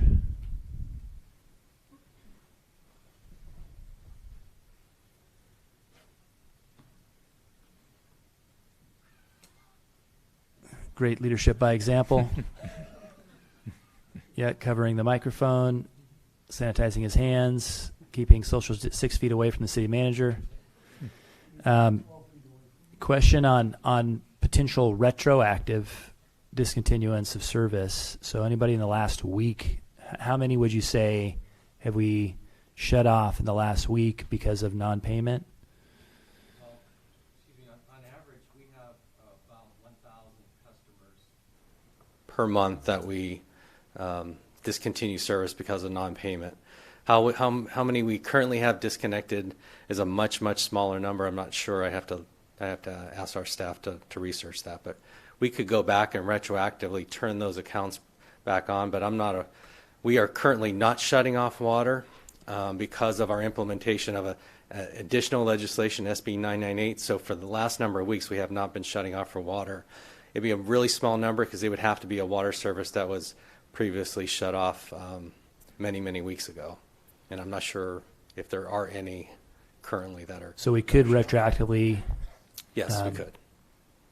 Replace electric customers to the beginning of the month if we so choose? Yes, that's true. Okay. Any comments, Councilmember Placencia? Thank you. So currently we have individuals who didn't have an ability to pay who don't have water and electricity. Is that what you're saying? I'm not aware of anyone with water, but there may be some accounts without electricity. I don't know that number exactly at this point. Can we get that We information? can, yes. And then how quickly can you turn their electricity back on? Oh, it's same day service. Yeah. So I would like some information on how many and when it can be turned back on. Well, you just said within the day, and retroactively, if we make a decision to go retroactive at the beginning of the month, then do you still need that information? I want to know so once let's say we vote on it today, then by the end of today, they would have electricity. That's what We you're would telling me. start turning back on immediately, correct? Okay. Thank you. And I don't have a question for him, but it was a comment to Councilmember Fierro's information regarding the agenda item. So we talked a lot about small businesses and the impact, and one of the business owners talked about, being worried about receiving an eviction notice because she doesn't own that property, which I'm sure many businesses are in the same position. So I would like for us to have a discussion about how we create a moratorium on evictions. And I know the state's having these conversations, but that's something that I'd like to hear from my colleagues, because I think that goes hand in hand with the crisis that we're in, is not adding to our individuals that are homeless in addition to the businesses that will lose their locations because they have an inability to pay. Go ahead. So we gotta focus our attention on what's on the agenda. We can't go to the eviction. And that's Well, that's what I it was said here, The city economic attorney? relief measures for low-income residents and small businesses. So City that's attorney? why I figured that we could add to that because of the agenda item number 2. Yes. Notwithstanding that language, an eviction is a much broader topic that needs to be agendized. It could be agendized at the next meeting. It is certainly something that's going through at various governments around the state, and that's a very important topic that should be addressed. It can't be addressed under this. Councilwoman, the only reason I didn't mention it, because I know it's something we're all concerned with, was that I had spoken to the attorney's office, and they did say that it wouldn't qualify under the language we put, but I'm very interested in it being on the very next agenda as soon as Agreed. possible. I thought I had leeway because of number 2, but understood. We'll talk about that when we can bring other agenda items. Thank you. And to tell you the truth, we'll be talking about it in the policy Sure. committee to bring back at the appropriate time. Councilmember Perry? Thank you, Mayor. Just a lot of times we come to meetings, and more often than not, we get criticism of RPU. It seems like that happens more often than not. And what I want to share with this group is the very first policy meeting I sat in, probably the very first words that came out of our RPU general manager's mouth was, "We're not turning utilities off on anyone." So thank you for that, because everything that the criticism that goes your direction, you also need some credit for things that you initiate and take on your own, and that was your intention. So thank you for that. The policy committee also had a discussion of many things, but part of the utility process is the SHARE program, and the need to, let's face it, we have neighborhoods that are living on poverty, very low income, and what came out of those discussions and through our RPU general manager was that program will stay open. Though offices have been shut down, they have found a method where they can do things by telephone and by other means to where they can keep up and process SHARE applications. And there's also a process if they are about to expire to where RP will reach out to them to continue on for that program as long as they qualify for it. So it was part of a discussion, not only of turning utilities off, but making sure that the SHARE program was up and thriving, and we're able to promote it because we have a couple individuals who work very hard to get that out into the community, and we won't see a decrease of any type of service in that direction either. Good reminder. Good reminder. Motioner, are you going to accept retroactive electric, utility, and water if there are any to the beginning of the month? I would modify my motion to include that. Second. Got it. We've got a motion and a second. Any further discussion? Looking for a vote on item 1E. Is there anybody in opposition? Nope. Motion passes unanimously. Job well done to the city council. There is a a brief meeting this evening with public comment. So if you came down for public comment or you want to come down and provide public comment, you can do that this evening at 7 o'clock, which we will take up the consent calendar at that time as well. So if you do want to come down tonight to speak about anything under the jurisdiction of the City of Riverside, please do that at 7 o'clock. We'll see you then. Okay. Meeting adjourned. Mayor? Oh, Mayor? is there another item? Oh, sorry. Communications, yes. All the rest of them say this item has been removed from the agenda except for that. So forgive me for not circling that item 6. That is, who's going to provide that? Leah Deasing is going to start it off.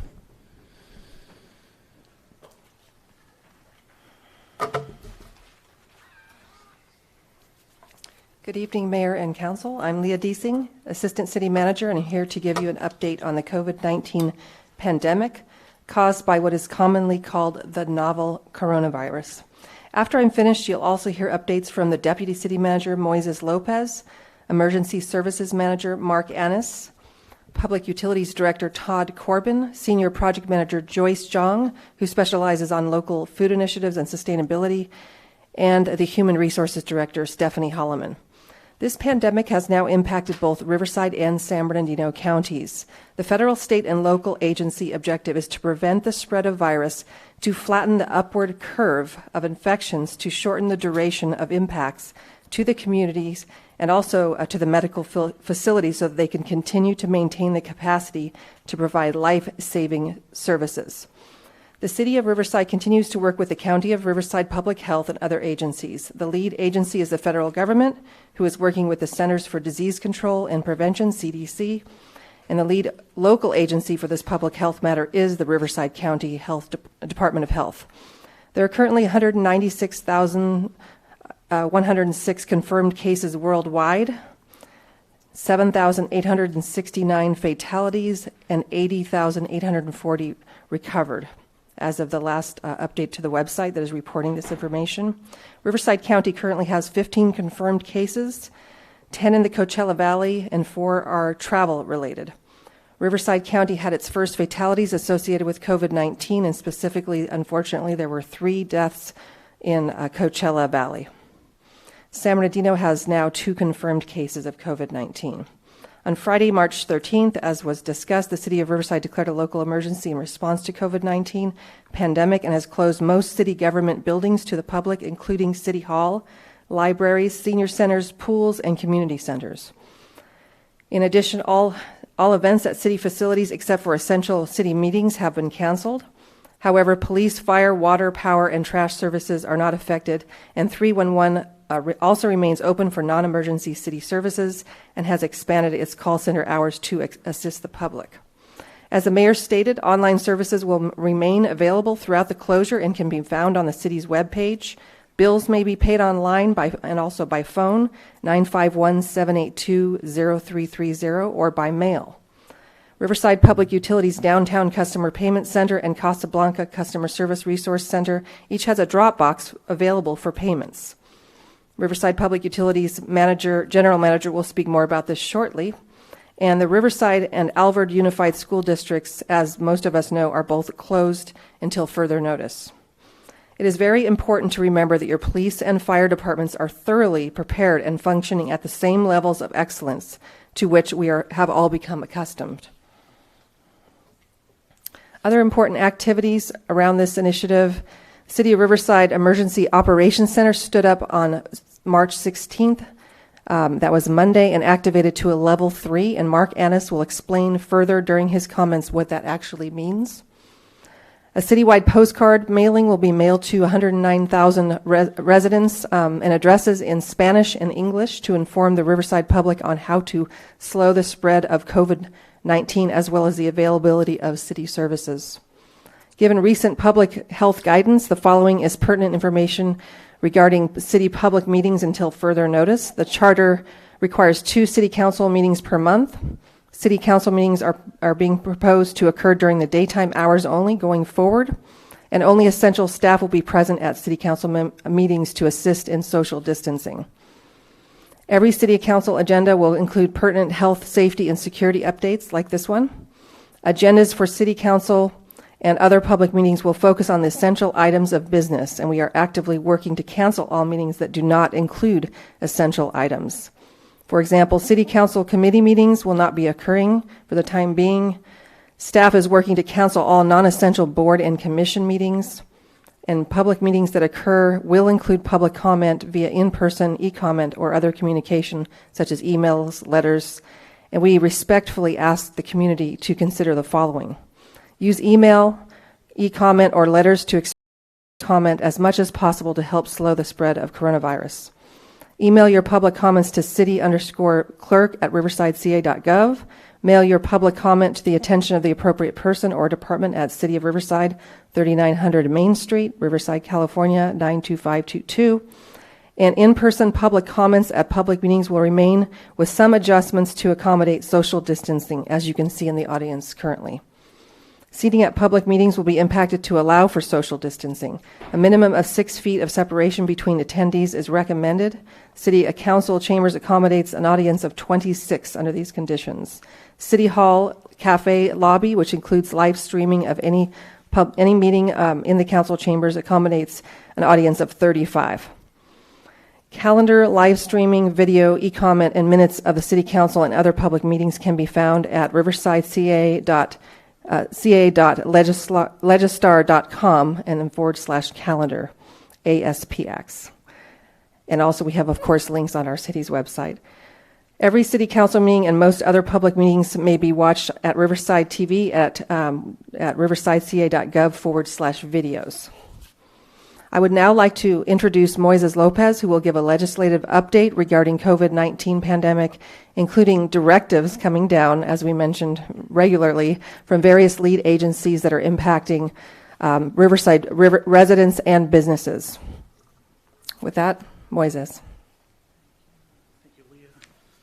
Good afternoon, Honorable Mayor and City Council. A few updates for you, some of which have already been touched on by your comments through the discussion of the items that were previously considered by you. I'll start at the federal level where Congress is currently considering the Families First Coronavirus Response Act. That act was approved by the House on the 14th of March. It was amended yesterday, and it would free up $100 billion in federal funding to facilitate free coronavirus testing, to pay for some sick leave, to provide enhanced unemployment insurance, expand food security initiatives, and increase federal medical funding. Those provisions that bill still needs to make its way through the Senate, so we anticipate that there might be some additional changes there. In effect, it makes provisions to extend the coverage for child and senior nutrition programs, food stamp benefits, as well as the WIC program, along with various school-based nutrition programs to those impacted by this national emergency. We anticipate that the Senate will vote on this bill sometime this week. Earlier today, the President also announced that he is seeking an $850 billion economic stimulus package that would include, among other things, a payroll tax cut, relief for small businesses, and up to $50 billion in aid to support the airline industry. The President expressed support to send cash payments directly to Americans within the next 2 weeks, although details on that have not yet been fully vetted. Details on the entire package are still emerging, and discussions are expected to start in the Senate again later today. The goal is to have this new package pass the Senate by the end of the week. The United States Treasury Department is looking at the possibility of extending the April 15th tax filing deadline. For reference, Governor Newsom has already announced that he is pushing back the state's tax deadline by 60 days. Moving on to some executive orders that the governor signed just yesterday. The first executive order follows a previous announcement by the governor and his staff that those at higher risk for serious illness from COVID-19 should isolate. In effect, the executive order mandates that state officials work with healthcare, residential and non-residential facilities licensed by the state to protect those that are most vulnerable. The order directs state and health and social services agencies to direct resources and staff to those facilities, focusing on providing technical assistance and supporting compliance with core health and safety requirements for caregivers and those that are being cared for. Lastly, the Health and Human Services Agency has also been ordered to develop alternatives to leverage in-home supportive services programs, adult protective services programs, area agencies on aging and regional centers, and other programs to support the home isolation of vulnerable Californians, including seniors and those with serious chronic conditions. The second executive order touches on an item that was just mentioned. It authorizes local governments to halt evictions for renters and homeowners, slows foreclosures, and protects against utility shutoffs for Californians that are affected by this crisis. The order was made in consideration of the fact that people across the state are experiencing substantial loss of hours or wages or layoffs related to COVID-19, affecting their ability to keep up with their rents, mortgages, and utility bills. The order does not relieve a tenant from the obligation to pay rent or restrict the landlord's ability to recover rent that is due. That order will remain in effect until May 31st of 2020 unless it is extended. It also requests that banks and other financial institutions halt foreclosures and related evictions during this time period. The governor yesterday took the extraordinary step of requesting that the legislature remove a 72-hour bill in print rules for a specific set of bills related to emergency appropriations by the legislature. The legislature did act on both of those bills yesterday. The first grants the governor up to $1 billion in funding to combat his declaration of emergency. $500 million of that will be delivered up front, with the remaining $500 million being distributed on an incremental basis based on reports to the Joint Legislative Budget Committee. In addition, the legislature approved $100 million to California schools. That funding would be eligible for deep cleaning of school campuses and would provide school districts with the full funding despite prolonged closures. Other updates.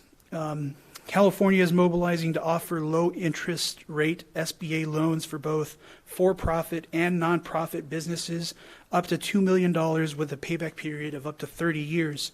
The state is also procuring trailers and mobile homes for homeless individuals and is beginning the process of leasing hotels for extended period of time.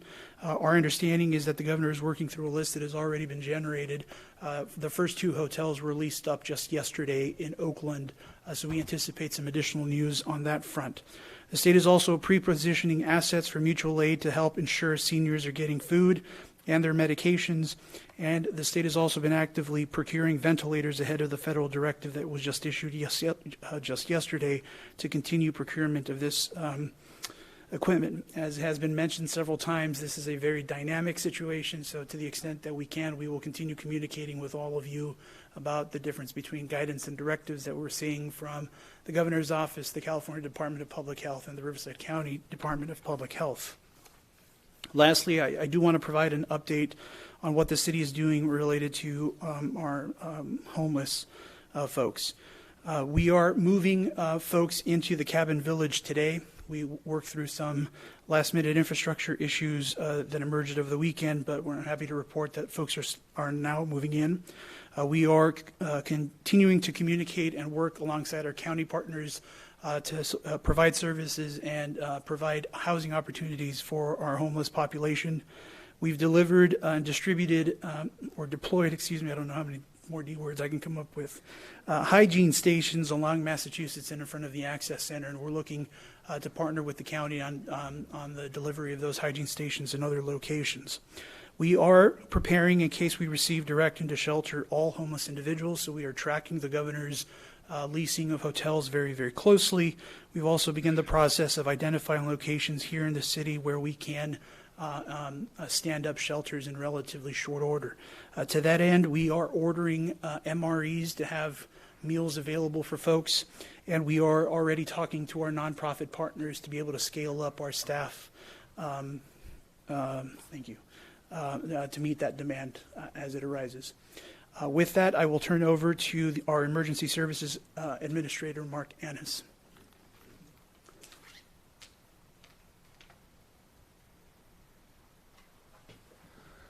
Good afternoon, Mayor, Honorable Mayor, and City Council. On Monday, March 16th, the City Riverside Emergency Operations Center was activated to coordinate the city's response efforts. We're currently coordinating with our partners in Riverside County Public Health, Riverside County Operational Area, and we're touching base with our local business community, including food suppliers, as well as our emergency management partners at our colleges, schools, and hospitals. The EOC is bringing together all parts of the city emergency organization together to effectively respond at a local level of this unprecedented national emergency. This includes information coordination and resource coordination throughout the city. The federal government declared an emergency declaration for the COVID incident in California on March 13, 2020. This may allow us to receive reimbursement for a portion of certain emergency protective measures we are taking now. The EOC is coordinating the overall effort to make sure we as a city document what gets spent on this response so that we are ready for the recovery process. With that, I'd like to introduce Todd Corbin to discuss utility-related matters.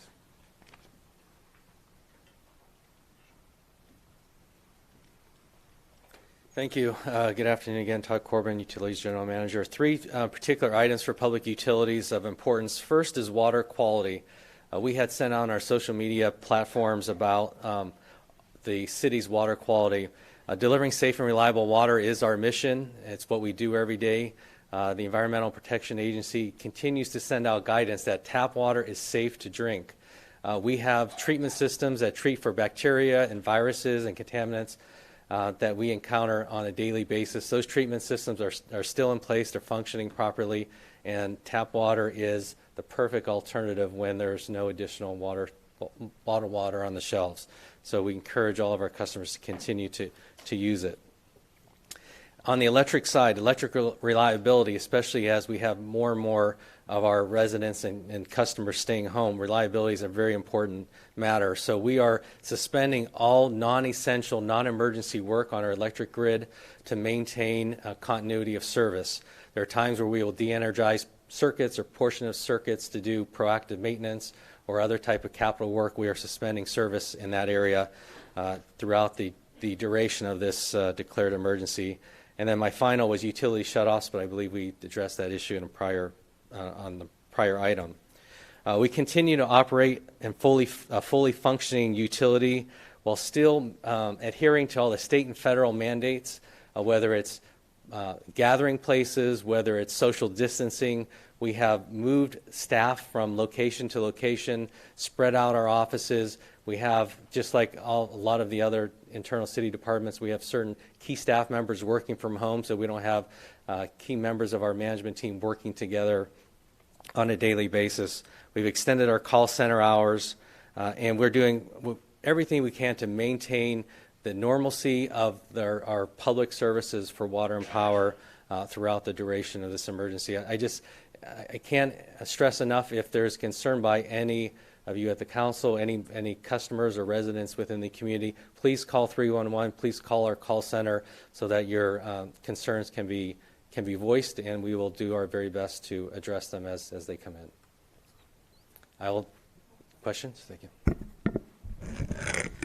So it's only some of your key management team that is working from home, but everybody else is still at work? No, well, we're adhering to, I think, the citywide policy for telecommuting. We've looked for opportunities for our staff members. We do have, in certain departments, people working from home, but from a policy standpoint, we have our management staff separated either in our offices or at least one working from home. So we've got both. And so if employees don't feel well, or they don't feel, if they feel like they're at risk for some reason, they decide to not come to work, then you're absorbing their sick time? We have in fact, I'll ask Stephanie to speak to that, but it depends on the situation. Some employees will use sick time and other employees won't. It depends on the circumstances that lead up to that. And we've got internal policies that we've developed that are implemented across the city. Well, I just think that can be a hardship for those, especially mothers who have been off on leave for having a baby, for example, and they don't have a lot of sick time accrued. And so I would just like for us to consider that and look at, all employees and those that can work from home and looking at if we can, at least for a short period of time, not take their sick time if they choose to self-quarantine or not be at work because they don't want to expose, let's say, an elderly person that's living with them or what have you. I would like for us to consider that. And I believe we do have a path for special circumstances in all those cases. Thank you. Councilwoman Stephanie Hallman will be coming up and presenting, and we have been, I would probably say, at least 25 to 30% of our time has been spent getting our arms around situations just as you presented. So Stephanie will provide a lot of helpful information for all of us to understand, and then also we'll be able to respond to the questions that you have and the scenarios, because we're working really hard on it. Yeah, so with the city attorney's office. Are you done? Yeah, that concludes my comments. Okay. So I'll introduce Senior Project Manager Joyce Jong.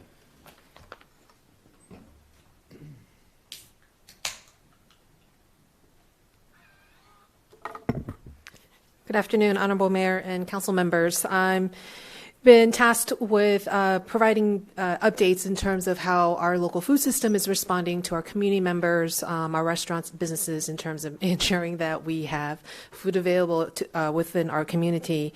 Earlier today, I was on a call that discussed our national supply food chain, and the statistics are that in the last 18 days, our national food system has seen an increase of 300% in terms of food purchases at food retail outlets.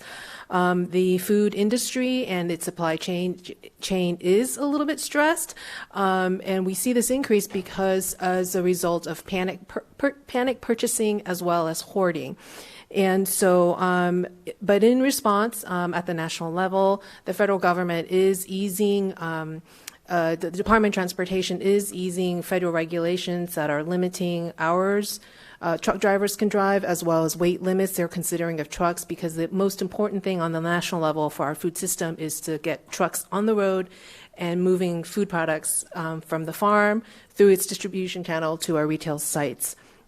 Looking locally, our grocery stores, in a survey of Ralph's, Stater Brothers, Maxi Food, Aldi, and our Kroger chains, and many others, and including our independent grocery stores, many have modified their hours. Most start opening at 8 a.m. and either closing at 8 p.m. or 9 p.m.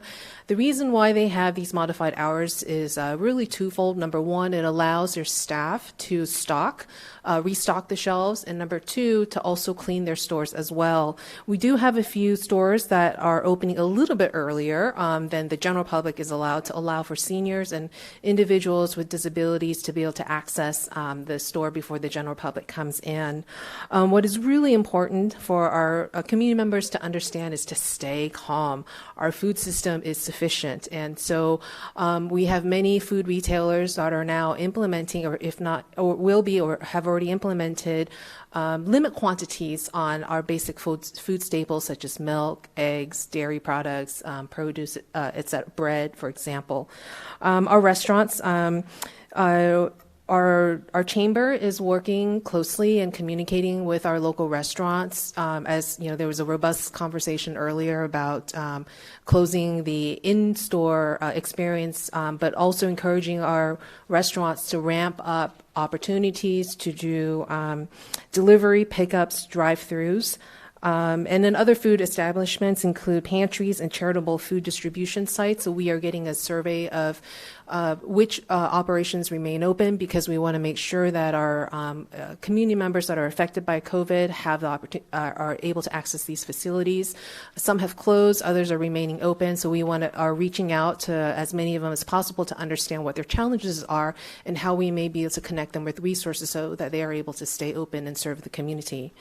Our farmers markets, we have 3 in town. And of the 3, one is closed. The first one is Kaiser Permanente. And the reason why they have in the interim shut is because the location of their farmers market, they've determined that where it is located can hinder access to their medical facilities. So that market is put on hold. Our Tyler Mall, which operates on Sunday mornings, is still in operation. And then our downtown market was temporarily put on hold, but it will be brought back online. The State Department of Public Health does provide guidance, as City Manager Zelinka mentioned earlier. There are specific guidelines in terms of hygiene for not just the operators, but also for patrons of these service retailers. And then I do want to mention, too, our school districts. As you know, both our school districts are closed for at least the next 3 weeks, I should say. And Riverside and Unified, as well as Alvord, have launched meal pickups at their many school sites at their elementary, middle, and high schools. Riverside Unified schools, students, they have drive-by pickups, and those hours beginning Thursday are 10 a.m. to noon for breakfast and lunch. And then Alvord Unified is also at their sites, and they're available for pickup from 11 to 12. I do want to thank Cindy Roth over at the Chamber, who did help aggregate a lot of this information. She did a lot of reach out today, trying to find out, getting a sense of how our food system is responding. And then, again, it's very important that we all stay calm, we don't panic buy, and that the food system is healthy. Our national food producers are very busy to make sure our shelves are stocked. And then I'm available to answer any questions that you may have. Thank you.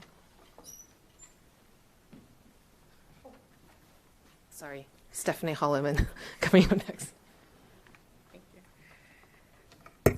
Good afternoon, Honorable Mayor and Council.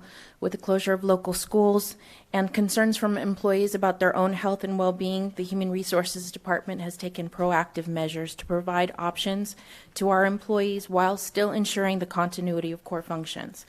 COVID-19 guides were created for the use of employees, supervisors, and managers to manage common questions about potential exposures, leave requests, and telecommuting.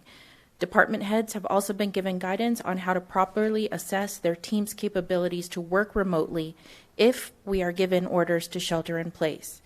We are working very closely with the IT department, my thanks to Director George Khalil, to make sure that we are mindful of the integrity and security of our systems.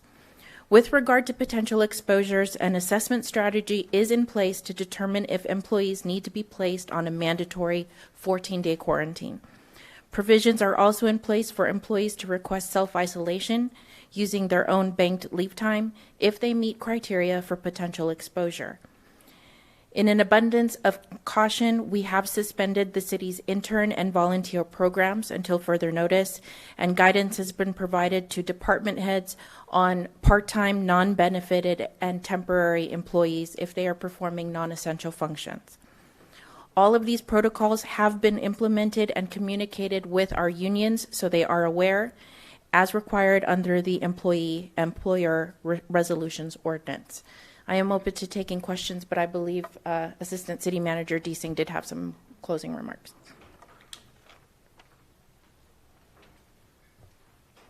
We will ask you for your comments and questions at the very end, I promise. I would like to take this moment to refer the public to receive more information about COVID-19, including guidelines, closures, business planning resources, and local updates, to please visit our website, which is updated many times a day, riversideca.gov/COVID, COVID-19. And also, please sign up, if you haven't already done so, for the Riverside Alert messaging system to receive pertinent safety and health alerts at riversidealert.com. In conclusion, I really appreciate the quote that I heard recently. In the end, it will be impossible to know if we, as a nation, overreacted or did too much, but it will be quite apparent if we underreacted or did too little. With that, I'd like to now open it up for comments from City Manager Al Zelinka. Thank you, Leah, and department heads, mayor, city council. Just 3 closing points. One is this unprecedented time that we're in, which has sent all of us in many different directions, and has definitely fueled our emotions from a variety of viewpoints. In this sometimes chaotic moment that we're in, I need to honestly tell you how confident I am in our city team. doing the work of the public, and how proud I am of the dedication of the people that are serving you and your constituents every day. The questions and the comments that all of you have provided thus far this afternoon help inform all of us on what we will do going forward, and help us make sure that we're focused on the right things.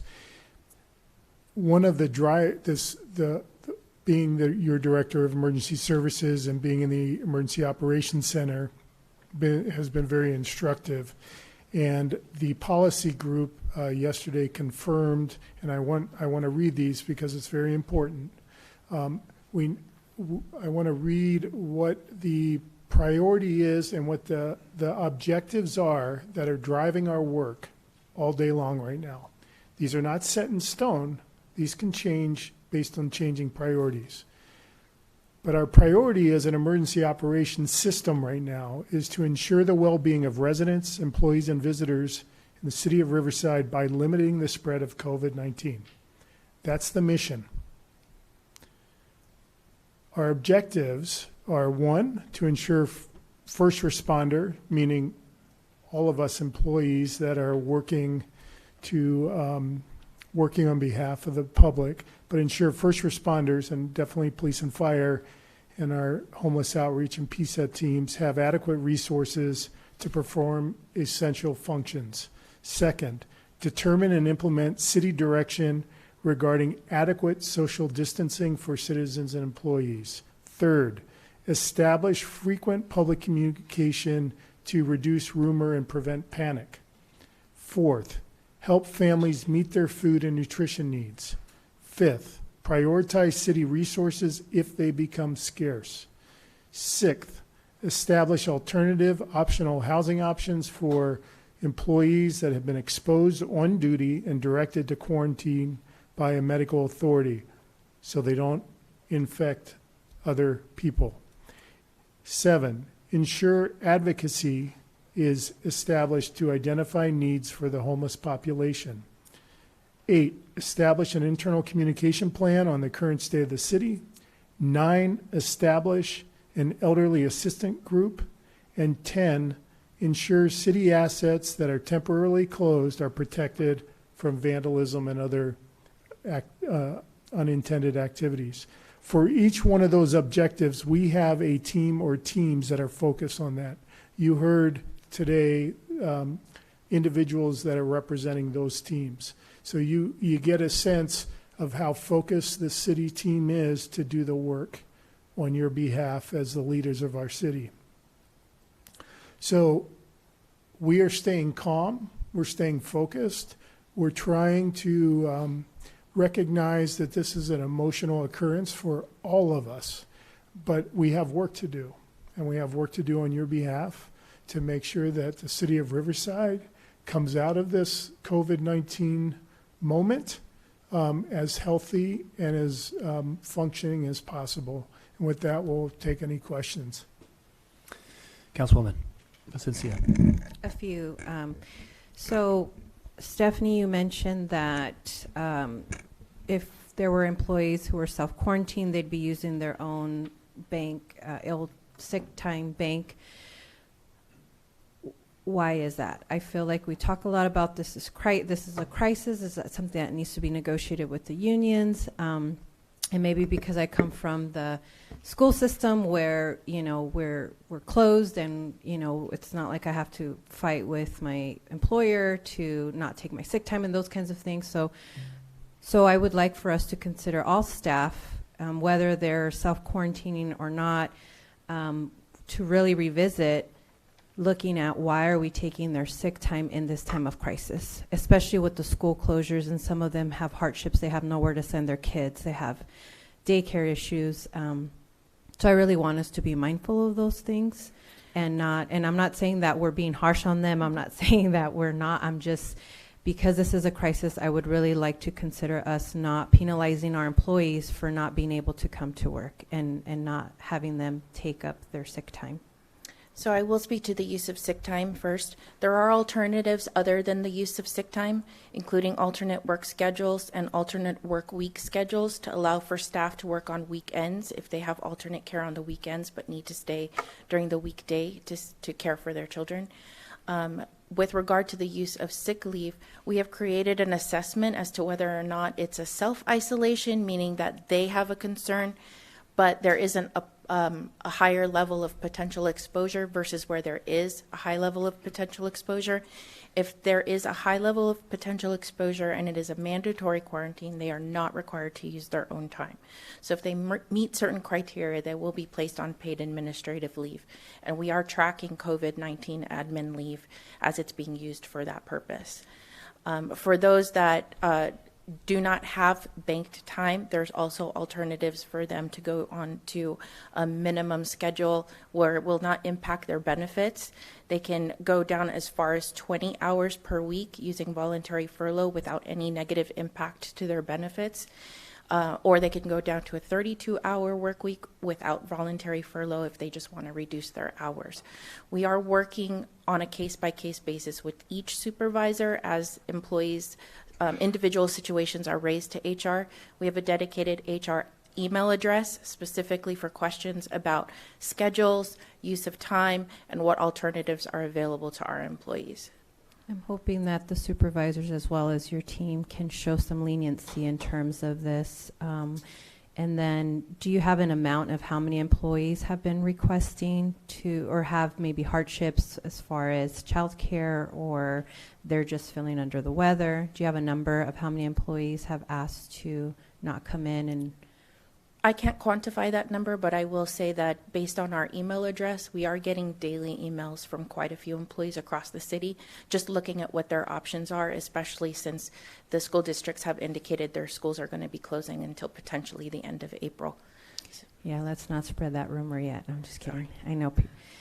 So I just think that we have a commitment to our employees as well to kind of show some leniency in terms of not using their sick time, regardless if a doctor tells them they should be home or not. So I just want us to look at that, look at the amount of employees who can't come to work, and let's just show them some leniency, please.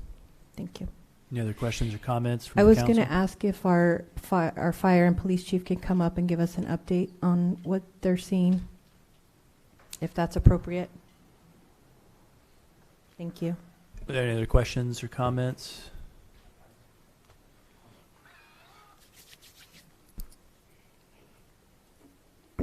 Good afternoon, Mayor and members of the council.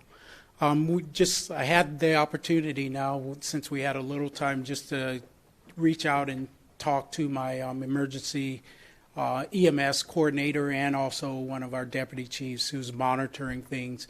Actually, they're saying that our calls, especially for influenza, is actually down. And we're just speculating it's the fact of nobody wants to kind of call in and then be associated with COVID-19. So those numbers are actually down on the calls that we would normally get for influenza. Obviously, you've been seeing in a lot of your wards, we have an uptick on structure fires, just mainly because of the weather. When we get cold weather and rainy weather, there's electrical shorts and more structure fires. So that's where we've been busy. And then obviously with the rain brings uptick in auto accidents. So we've been going a lot more accidents and structure fires. But as far as influenza or anything possible regarding COVID-19, those calls are down. Thank you. Good afternoon, Honorable Mayor and Council members. For us, I was on the phone quite a bit recently when I heard we were going to shut down bars on St. Patrick's Day. So we're trying to get together some teams to monitor that tonight. And a couple of things that have come up, a lot of questions that we've been getting are officers and their personal protective equipment. We do have plenty of that. We've actually we're able to get a bunch of masks and sanitizer and gloves and everything that we need to do our job. We get asked a lot about taking somebody to jail. We've had 1 or 2 incidents where the suspect had claimed to have coronavirus and found out that was probably more because they didn't want to go to jail rather than that being the truth. But we still went through the necessary precautions and took them to a facility out in Banning where the county has set up something for this exact type of situation. And then just as of today, I shut down the front counters, so we don't have the ability for people to come into the front counter and make a report.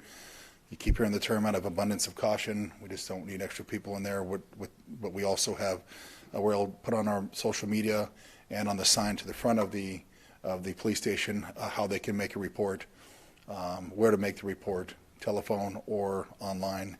And in extreme cases, we can have a detective come out, but it would be a sworn person that comes out and deals with them. We do have a tactical plan in place. If it goes to the extreme, we've done this in the past. That's basically going to a 12-on, 12-off work shift. If it gets to that extreme, that would be an example of that would be if officers or other personnel were exposed and had to have a bunch of personnel away from the office.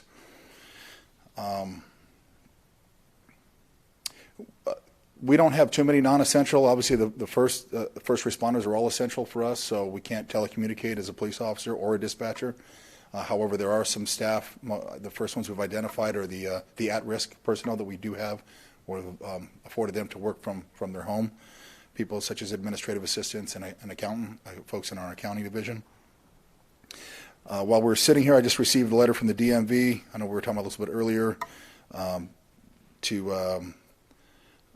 There's going to be some people that can't re-up their driver's license. I think it was brought up earlier. So we'll have some leniency with folks that might have just had their license expire a week ago or registration. So that came down from the DMV earlier today. The mayor and I, like he said earlier, we did do a public service announcement that we'll push out on all of our social media platforms. We do have a pretty large following on our social media, so everything the city's doing, we will make sure we push those out on our platforms as well. Any questions? Thank you. Questions of the chiefs?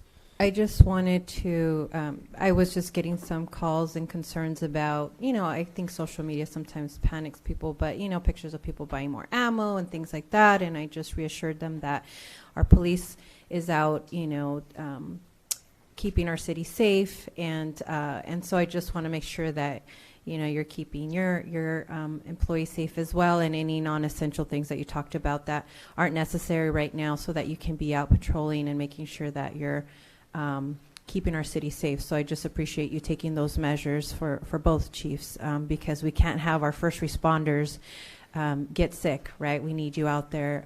You're very essential to the safety of our community. So thank you for keeping them in mind. Thank you. Any other questions of the chiefs? I do have one. Andy? My question has to do with some of the homeless in terms of their illness and awareness. How are we reaching out to them? Is that something that you can answer, or is that Moises? You want to share that information, or the chief?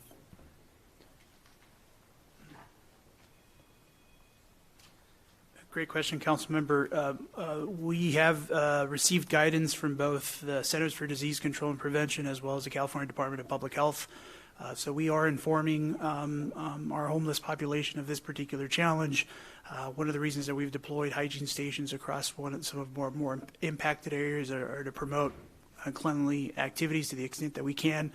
Our outreach workers have also been instructed to use their personal protective equipment. We've also ordered some additional supplies so that we could distribute some additional hygiene materials to our clients. We're also asking our outreach workers and our partner nonprofits to adhere to that particular guidance and keep an eye out. If we see somebody who we believe is showing those symptoms, then we're going to be communicating that up to our county partners as quickly as possible so that we can address that issue as quickly as possible. And the Department of Public Health, how is it managing all this? I mean, when I gave you an example a little bit earlier of a convalescent hospital not having the sanitary type of face mask and the gowns and those types of things, and we advised them to contact the Department of public health, because they're really set up for this type of situation. How are they doing overall? Certainly. I think I would defer to the fire chief on that one. Okay. Thank you, Councilmember. Great question again. We feel like they've been doing great. We've been in communication with them for over a month. I looked at one of the first emails or directives that we put out from the public health organization, and it was over a month ago. They've been doing regular conference calls, generally 3 times a week, and now. And at the earliest point, they were doing conference calls for at least once a week. So they've been in constant communication. They work closely with our emergency medical coordinator. So I would just say hats off or hands down for the work that they've been doing and the coordination that they've been providing up to this. They've stood up their DOC, their Department of Operations, early on, and that's been in play for well over a month now, and they continue to work closely with the police, fire agencies. They also have a operational area call, and then usually the police are on the call with the EMS and fire people. So they've done a great job with communications and continually to give us good updates from Dr. Kaiser and others within the county. Okay, thank you. Thank you. I do have one general question. When we talk about gatherings of more than 10, or try to avoid that, sometimes on some of our local public transportation, Metrolink or RTA or our local bus Dial-A-Ride, what are we advising the riders to do? I mean, are we advising our buses not to pick up over 10 people, or what advice are we giving them, or what direction are we giving them? Councilmember, my understanding, transit is exempt from that order. Oh, they're exempt. Yes. Which means, are we putting our drivers at risk? Or are they required to wear masks, or? We don't have drivers. Or is it, you're talking about You mean like the special transit yes, drivers? like our special transit. I know, Stephanie, do you recall what, I know we're taking precautions. I know Adolfo has been working, Adolfo Cruz, the Parks Director, has been working with special transit drivers to ensure, I don't have them top of mind, Yeah. but I do know that he's working with them. Maybe Stephanie has some more Yeah, at intel. least some insight, because obviously it raises a question. They come in contact. It was a topic and- at the policy group, as I recall. I'm sorry, The public transit folks are already wearing gloves and advised that if folks are getting on the buses showing signs of cold or flu, that they should take all precaution to have them, mask up if they have them available. But our employees are already wearing PPE. So they would have gloves and then masks available should they want to use it? I can't speak definitively to masks, but they have gloves and they have the sanitary wipes to wipe down the buses. Okay. All right. Thank you. Any further questions? Councilman Perry? Probably just one question and a couple comments. Apparently, either earlier today, the county health director either issued a recommendation or a directive to close down public schools until April 30th. I don't know if anyone can supply clarification on that. Secondly, when I think it comes to our employees, I think it's very, very important that we have consistency amongst supervisors and managers on the interpretation of our leave guidelines, because I think we don't need the trouble of one supervisor interpreting it one way and a second one, especially if we start getting in separate divisions or departments. There should be consistency, and I think we should be supplying our employees with some type of document showing what these new guidelines are. That was the reason why we created the COVID-19 guides, was so the information is uniform across the city. It has been provided to all supervisors and all employees via an email on the exchange. So that information is available on our internet and was shared via email. And those will be updated every time there's new information and direction. Any further questions? Moises? Councilmember, I have not seen the directive from the health official, but the press enterprise is reporting that in his comments today to the Board of Supervisors, he made clear that he was extending that order to the end of April. So we will be following up with the Department of Public Health and share that information with you. All right, thank you. Lastly, then, also reported by the Press Enterprise, the Inland Empire Community Foundation is collecting money to help nonprofits and vulnerable populations impacted by the coronavirus. Contributions to the Inland Empire COVID-19 Resilience Fund will be used initially to address the short-term and rapidly changing needs of those affected by the virus.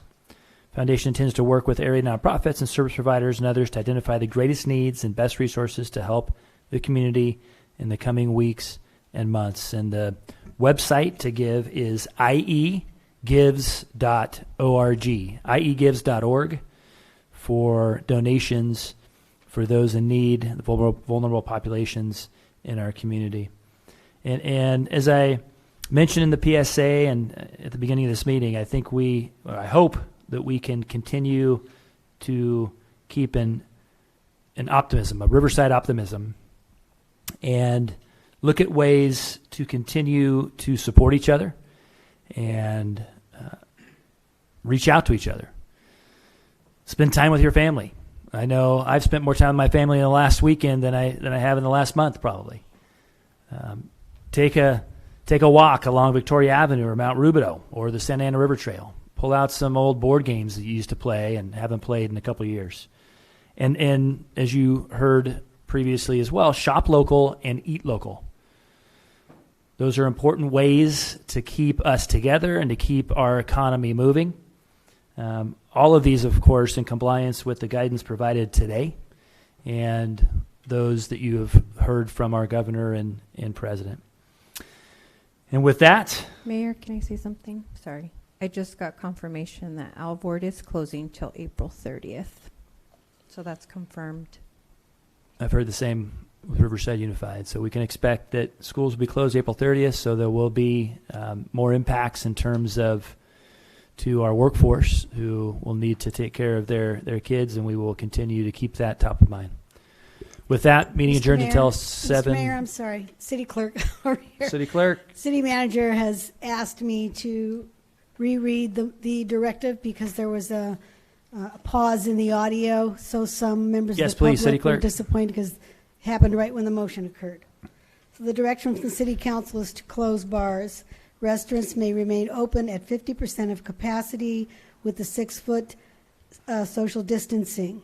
If a restaurant has a bar, the bar shall be closed, but restaurant patrons can order from the bar until 10 p.m. Breweries that do not sell food will be closed.